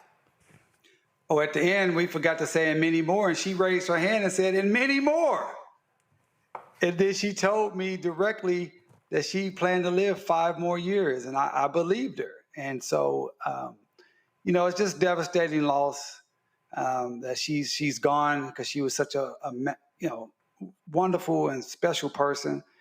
She was just more than a client. She was a friend. She was, you know, extended family. We traveled together. We went all over the country together. We testified at Congress together. We went to many, many court hearings together. And I was with her Friday night at her hospital bed. And she was, my wife and I, Mia and I were there with some other folk, Dr. Tiffany Crutcher. And she was very alert, very engaged. But we knew the end was close. And so today it happened. And we're going to miss her, but we're going to continue to fight for her and her legacy, for Mother Randall, our last remaining survivor, and for descendants for reparatory justice that's still owed. Again, she was right there with you, with her brother, with the other lone survivor, and it was unwilling to back down, testifying before Congress. Listen, a lot of folk at that age, they ain't trying to travel anywhere. She said, I am not sitting here at the crib. We're going to fight till the end. Absolutely. I think you mentioned earlier, she flew to Ghana in 2022, I think it was. Spent, 3 weeks or so over in Ghana. Then we flew back to D.C. in February of 2023, where she received her Ghanaian citizenship at the embassy. I mean, she was walking until last year. She just stopped walking at 110. And so she was very committed to being out front, very committed to making sure that this story about what happened to her and her family was known to the world, and very committed to human and civil rights. And one of the greatest honors of my life to get to know her, call her client, call her friend, call her family member. And, that video you showed, Representative Sheila Jackson Lee, who's no longer with us. It showed Uncle Red. These are just people that's over the last 4 or 5 years, man, just spending so much time working with them, trying to get reparatory justice. And we haven't fully got there yet, but I believe we're still on the road, and I think it still will happen. A lot of people obviously gained, a lot from them. It was Mother Viola Fletcher, Uncle Red Hughes Van Ellis, also Leslie Benningfield Randall, who, those were the three. Those were the three there. And now they're gone. Yeah, we're down to one. Leslie Benningfield down to Randall, one. who actually turned. I'm sorry, down to one, but yeah. Yeah, we're down to one, and she actually turned 111 back on November 10th.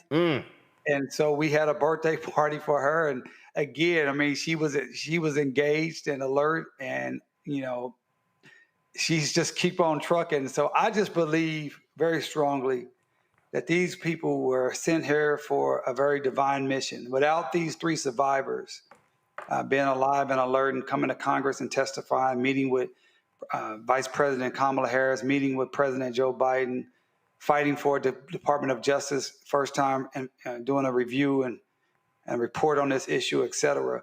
We wouldn't be here today. This movement, not just for Greenwood, but for reparatory justice for Black people throughout this country, would not be where it is today if it wasn't for people like Mother Viola Fletcher, who decided in her very late age that she was going to be a frontline fighter for justice. She's a civil rights icon. She's a legend. And I'm so glad that the world get to know what we know about her and the type of person that she was. I mean, literally Friday night, she was in a lot of pain, but she was very engaged and just having a great conversation with us and being strong. And so we're going to continue that strength. We're going to continue to remember her and continue to fight with her memory. Congo. Yeah, it's really sad. In my book, Lies About Black People, I quote her from her testimony in 2021. And she said, on May 31st, I went to bed in my family's home in Greenwood. The neighborhood I fell asleep in that night was rich, not just in terms of wealth, but in culture and heritage. My family had a beautiful home. We had great neighbors. I had friends to play with. I felt safe. I had everything a child could need. I had a bright future. Within a few hours, it was all gone. And she talked about in that testimony, Roland, how she still, at over 100, was still worried that people were going to come for her like that happened. So, like it was going to happen right now. So to DeMario, to you, to the whole community, everything you all did to continually uplift her, uplift the community, uplift the family, uplift the story to the nation. We're just so appreciative for you because we couldn't be in that space to do that. I'm so glad that her memory is going to live on through all of us. But I just want to also just take this time to personally commend you for all you did to hold up this queen for the world to know and to see. Well, I really appreciate that, brother. And, we had a great team, my team at Justice for Greenwood, and the many, many lawyers that worked with us at Schulte, Ross, and Zabel, and, all around this country, my good friend, Professor Eric Miller, and Dr. Tiffany Crutcher and the Crutcher Foundation. There's many people that came together to do that work. But I thank you so much. And, of course, what Roland and the Black Star Network and many others have been here supporting us. We couldn't be here without. And here's that testimony you're talking about. And, to sit next to her, I'll tell you guys, that was the day that changed everything, because up until that point, a lot of people thought that this was just this lawyer that was, just speaking on behalf of these people, and they were just old people. They don't really know what's going on. But on this day, May 19, 2021, when the world saw for themselves and heard for themselves the things that you just quoted, and people realized, wow, this is real. This person is real. This trauma is real. It changed everything for our movement, and that's why we're still here today. Thank you.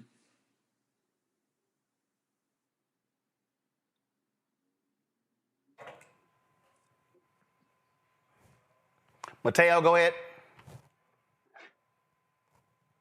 Mateo? All right, Mateo is frozen. Let's get him back, and we got to fix this, y'all. DeMario, final thoughts. How are your, have you already, you think I saw a text, you had memorial information? Well, it's still being finalized, and I'll certainly get that to you as soon as I possibly can. I guess the final thoughts I would have is, we just want everyone to honor Mother Viola Ford Fletcher. I want you to pray for her family, her children, her grandchildren, her great-grandchildren, and she has great-great-grandchildren, someone at that advanced age. And just pray for us down here. It's a really tough day. It's a really tough day, real tough loss. We felt like we have lost such a champion. But I just want to tell people in any community that you're in, there is Mother Fletchers in your community. Get to know them, uplift their stories, record their stories, do their oral history, and make sure those people, those pioneers, individuals who have suffered through, who have pushed through so much in our community, that they be known and be honored. Mother Fletcher was a person that was born in 1914. Is a person that had to run out of her community because of a massacre. She didn't get the education that she deserved because of what happened with the massacre. She had to spend 70 years of her life working as a domestic in the homes of Caucasians around Oklahoma, and just really trying to just get by. And I'm just real proud that over the last 5 years we've been able to elevate her to international stature. We've been able to improve her quality of life. We've been able to let people know about her story, and she knew how much people loved her. And so I encourage you to continue to love her, her family, but also, like I said, uplift the Mother Fletchers in your own community. Mateo is back. Go ahead.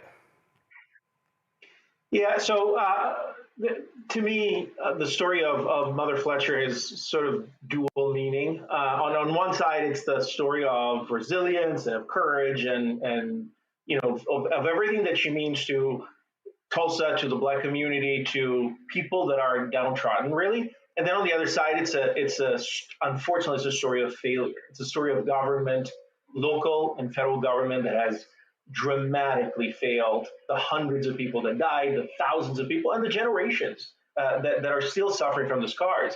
So the last piece of this, to me, was the recent dismissal by the court that dismissed the Tulsa students. I think it was for lack of standing and failure to state claim. So my question to you is, when I hear politicians say that we're the best country in the world, it rubs me the wrong way. It really does. What do you say what do you feel when you know what you know, and you have had contact with people that have been generationally scarred by a government that has, at best, has ignored pain and at worst has caused it? What do you say to those people that tell you we're the best country in the world? Well, I firmly believe to even get anywhere close to being great or the best country in the world, we first must start with reparatory justice. We must fix and that what was broken. We must put people back to being whole, and we must have a commitment with enforcing the laws on the books and creating new laws to make sure things like massacres, redlining, discrimination, things of that nature does not happen. And when it does happen, it's a severe consequence. So I assure your assessment that when people say this is not who we are, we're the best country, they don't understand the history of this country. And it's disappointing when any politician says that. I will say here in Tulsa, because of the work that we've done, we were able to elect our first African-American Mayor Monroe Nichols. He did come in and do some things. He did put together the Greenwood Trust, his road to repair, where he did adopted many of the proposals from our project Greenwood.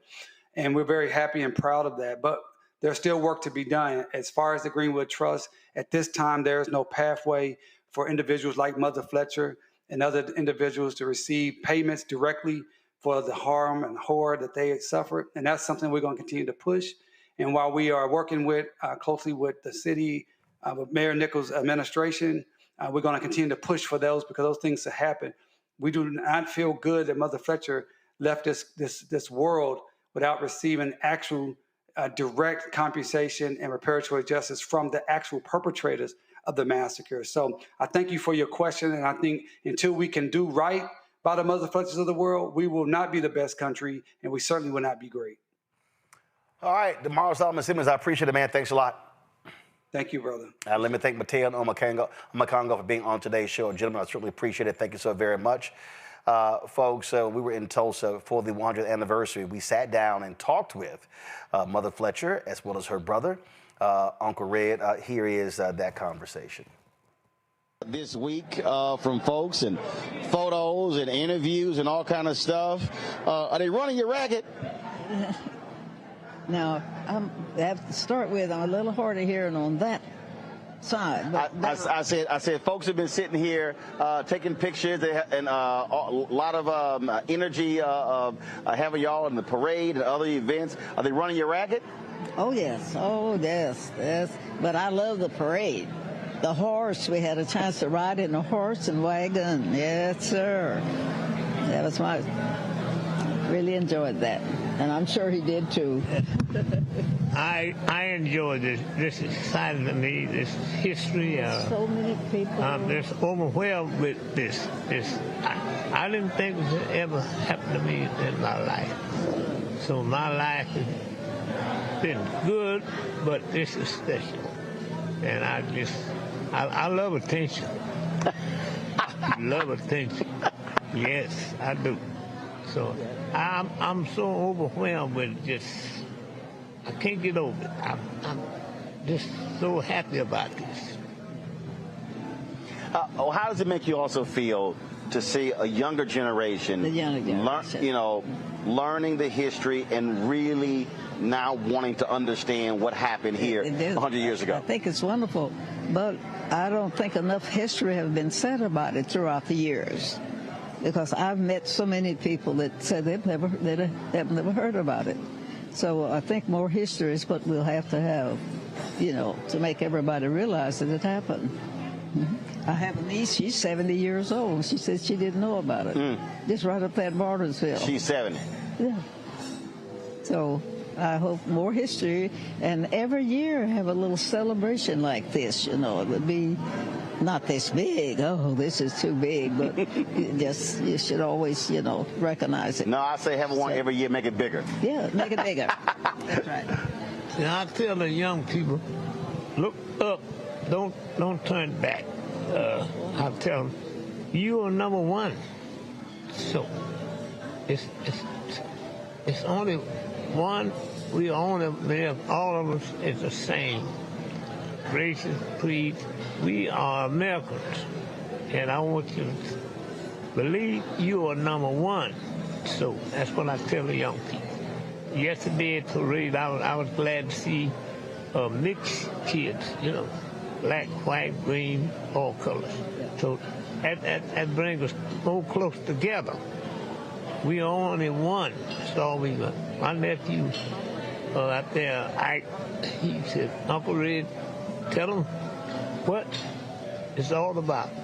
You are number one. We are Americans, all of us. So I want to be treated like America. See, I want justice. That's what I'm looking for. So many people got a chance to listen to y'all's testimony before Congress. And I must say, to listen to you speak, talking about remembering what happened and painting a picture of that night, of the terror, was just so hard to listen to. Yeah. And folks don't understand the pain and agony that black folks have had to experience in this country. I know that we still have some of that pain and action. Like, I don't sleep all night, and the darkness and any little sound, all these years later. Oh, sure, every day. Why not? Every time of day that it happens, look like you think about it. It's something that'll never pass with me. No, sir. Describe for folks what that community looked like and felt like and what it was like. The folks that I saw was falling, being shot and killed and bleeding, houses burning, and smell smoke and seeing fire and heard airplanes raining, and just a rumor, and it's wondering how you had to be gathered up and moved out of the community, my parents was told, to save our lives. So that's the part that I can remember hearing. Where did y'all go afterwards? I think to a little town called Claremore, Oklahoma. Yeah, from here. We live someplace up there out on the north end of town, and you know, so I don't know the name of the highway or anything, but that's where we went and stayed, lived for. And that was the pleasure of me in the parade today is have a chance to ride in drawn by a horse. I don't know what was the name of the wagon we rode in, but it was real nice. I thought that was really nice, you know, to represent because I think then most people was using horse and wagons, and because my family didn't own a car, and that was our way of transportation. Mm-hmm. Yeah. How old were you when the massacre happened? 6 months old. Just only 6 months old. So I was born January 11, 21. That happened in June. So where did your family, after the massacre happened, did your family stay here? Did they flee? Where did they go? Well, we all were together. That's my sister there. We all went to Got you. I'm sorry. Yeah. We went to Claremore, Oklahoma, just like my sister. Now how far is that from here? I don't know. I have no idea. Quite a while. It took quite a while to get there with a horse and wagon, you know. So you go there. Now, how long did y'all live there? And did you return back? Not to Tulsa then. No. Well, my parents were sharecroppers, and you know, you probably know about or heard about how we didn't plant the harvest, but we would help to do it, and that was his way of making a living for us. Now, as I've said, I never did see any money exchange, but the way of living, of housing and food is what to receive for that kind of service. Was it hard for you growing up in Greenwood, having that experience, and seeing it destroyed and never been able to come back? Well, later in years I did, but not until I was a teenager. So being with the family, and then, as I said, when we left there, that type of work, we didn't have a chance to attend school, the full school term, because if it was summer, you had to plant the crop, or in the winter, you had to harvest the crop. So we wasn't able to go to school. So by all of my family, we got a very little schooling. And that is the part of life that I miss so much, too. Yeah. Now, you go into the U.S. Armed Services, and this is the thing that we always talk about. Black folks loved America more than America loved black folks. That's right. And so to fight for a nation knowing full well what it did to your family and your community. It was a segregated army. It was a black army and a white army. Well, it was. We had 2 black officers, a first lieutenant and a second lieutenant. The rest of the captain was white, the colonel was white, the major was white. And that's what the way it was. And to later on up in the years, you know, they started mixing what we had. It was just like you living at home. You were separated from the other army. But you still served. We still served, though. We still served. Well, may I say, you know, I had 2 brothers, 2 sons, and 2 grandsons in service. So what he's saying, you know, I've heard that 3 different generations of times, and they've served on different terms. And each one of the 3 was with the Army or the Navy, and I've learned from their testimony that it's a life that, well, you just don't. You don't have your idea. You have to do what you're compelled to do. And it was pretty rough on them, really. And sold to Carvana. Ooh, that was too convenient. It's a great offer. What's wrong, John? I set aside a week to sell my car, Clarence. I haven't had free time since 2000. Folks, so we're going to pick the interview up. Go back to it. Reinvigorated emphasis on Greenwood. You have folks talking about emphasizing Black Wall Street and businesses. It's 100 years later. Think in the future, what do you hope 100 years from now Greenwood and Tulsa will be like for African Americans? What do you hope it will be? I hope it's being able to get back to normal like it was before. But it's going to be some help because of everything that our race owned then, they should be reimbursed for it before Greenwood can get back like it was. But now, maybe it might be different, but that's my thought about it. What do you hope for 100 years from now Greenwood will look like? I would think, I hope that we'll get back to like it was. That people own their own business, their own jewelry stores, their own banks, funeral homes, police stations, tailor shops.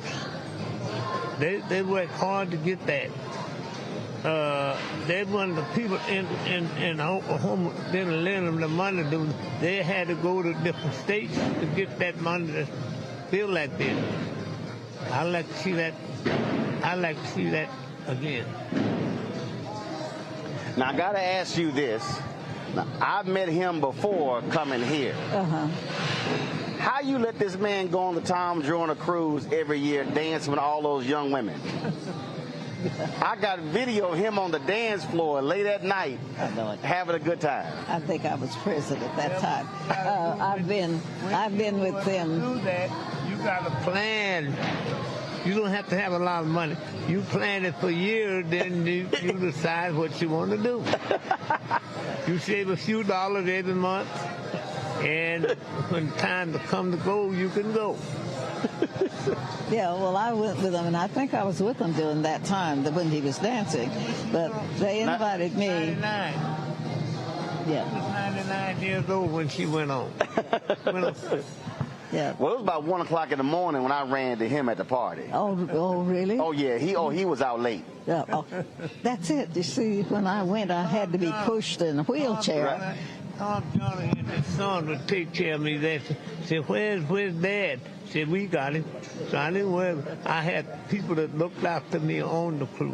Mm-hmm. Yeah. He was taking tequila shots. Oh.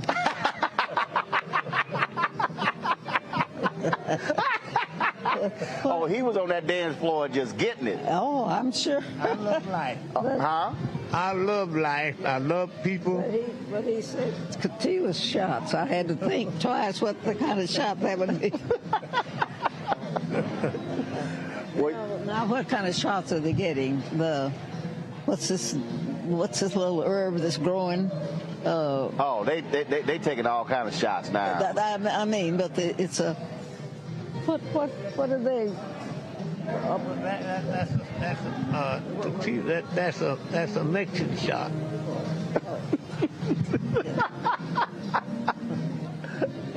That's my trouble. I can't think sometimes of the next word I want to say. It's all good. It's all good. So you absolutely love life and you live it. I tell people all the time, my hashtag is live life, love it. You got one. You don't sit going through life being sad. Yeah. And I think being active like that, he had a large family and everything, and he and the family was always together. I think you dance more with your little granddaughter than, and so that makes a difference, That dance, just love it. It's part of my life. Yeah. Well, my philosophy is if my legs still work, let's go. Well, sure. I know. I wish mine did, but this knee don't go very fast for me. So. Well, that's why I said people ask me all the time. They say, "Man, you always dancing and stuff." I said, "Look, if there's ever a day I can't dance, there's gonna be some video of me getting down, so I can always say, just play the video, or you'll see the evidence." Oh no! When they give it a little tune, I can move up the upper part. You got the shoulder dance. What's going on now? It's taking a plague away from the people. It's not going to be like it used to be. See, you like when you work 8 hours a day, you want to come home and like to have a nice dinner weekend. You like to go somewhere. You like football. You like to go to football, or baseball, or basketball. You can't do that no more. Well, hopefully, if folks take their COVID shots, we'll be able to get back to normal as fast as possible. That's what I'm hoping. Well, we have enjoyed being here. Greenwood is sacred ground. More than 300 folks lost their lives. But our mission is to keep speaking truth and keep the story going and not relying on somebody else to tell our story. And we're going to make sure that folks always are aware of your story, what happened here. I appreciate you digging me up and pulling me in on this. Well, I appreciate it. Well, like I say, I'm always running to him late at night on the dance floor. So see, I didn't see you late at night on the dance floor, but like I said, I got video with him. Oh, really? Oh, yeah. Well, I appreciate it. I hope y'all enjoy the rest of the weekend. You get that Hollywood attention with all the photos and all the love they've been showering on y'all. We will, we will. I'm sure we will. Experience, and it's something just special, you know, to be honored, to be telling a story about history. That's what I like. And I bet you didn't mind that $100,000 check presentation up there, huh? Man, oh my goodness, no. I didn't think this would ever happen to me. I've never seen that much money. Huh? Say it again? I've never seen that much money. There you go. We never had no money. Get this back on you. There you go. I used to work 10 hours, I get 10 cents an hour. 10 hours, $1. Yeah, you know me, I've done the same. So, but this was an honor. I appreciate you folks, including us. We've all enjoyed it. Up at 5 o'clock in the morning, and you quit at 5. My grandson, Freezy. My grandson, Ike. He's Ike's right there, so he's about to come get you. Yeah, well, that's all right. If it wasn't for him, now I couldn't be here, you know. Well, we're glad Ike hooked you up. Oh yeah. Well, that's what I'm depending on now. My children, grandchildren, and great-grandchildren. Well, that's what their job. They'll help me. You took care of them. Their job is to take care of you. Whatever that check is, well, we'll all enjoy that. Hopefully have, like I tell them, well, I won't be here much longer to help you all do it, but we're going to have fun. But you're going to enjoy it while you can enjoy it. Well, sure. I mean, there's so many things we need, you know, so just getting things that you need makes you feel better and be able to live longer and be satisfied. And Folks, back to our Roland Martin Unfiltered video in just one moment. October 2023, Uncle Red became an ancestor at 102 years old. And today, his sister, Mother Fletcher, became an ancestor at the age of 111. They're now joined together in heaven. Folks, that is it for us. We appreciate you joining us right here on Roland Martin Unfiltered on the Black Star Network as we remember one of the two surviving members of the Tulsa Race Massacre. And now there's just one. So we certainly, thoughts and prayers go out to Mother Fletcher's family. Folks, that's it for us. If you want to see news like this that you're not going to see anywhere else, that's why you must support Roland Martin Unfiltered, the Black Star Network, the shows that we have here. We're telling stories that no one else is telling. And not only that, we're not just doing a headline. We're not just sitting here giving you time. Ain't nobody else out there is going to show you a 19-minute interview with Mother Fletcher and her brother. No, it's going to be a passing thing. And so that's not how we do it right here. We always pay proper tribute to our ancestors. And so that's why supporting this show is critically important. If you want to contribute to join our Bring the Funk fan club and give via Cash App, use the Stripe QR code. You see it right here, bottom left-hand corner. That's also for credit cards. PayPal is R Martin Unfiltered. Venmo is RM Unfiltered. Zelle, Roland at RolandSMartin.com. Roland at RolandMartinUnfiltered.com. Checks and money order, make it payable to Roland Martin Unfiltered. P.O. Box 57196, Washington, D.C. 2003 7-0196. Download the Black Star Network app, Apple phone, Android phone, Apple TV, Android TV, Roku, Amazon Fire TV, Xbox One, Samsung Smart TV. Be sure to get a copy of my book, White Fear, How the Browning of America is Making White Folks Lose Their Minds. Get the book, bookstores, online. Also, you can get the version that I read on Audible. If you want to support the work that we do, get our Black Star Network Roland Martin Unfiltered swag. Go to shopblackstarnetwork.com for t-shirts, hoodies, wall art, mugs, and more. Shopblackstarnetwork.com. Also, all these black-owned products to my left, you can also get that right there on the website as well. So support these companies by going to shopblackstarnetwork.com. And don't forget, download the social media app Fanbase, black-owned.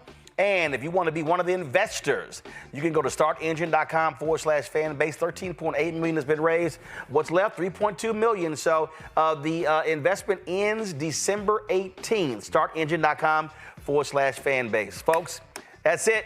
I'll see you tomorrow right here, Roland Martin Unfiltered on the Black Star Network.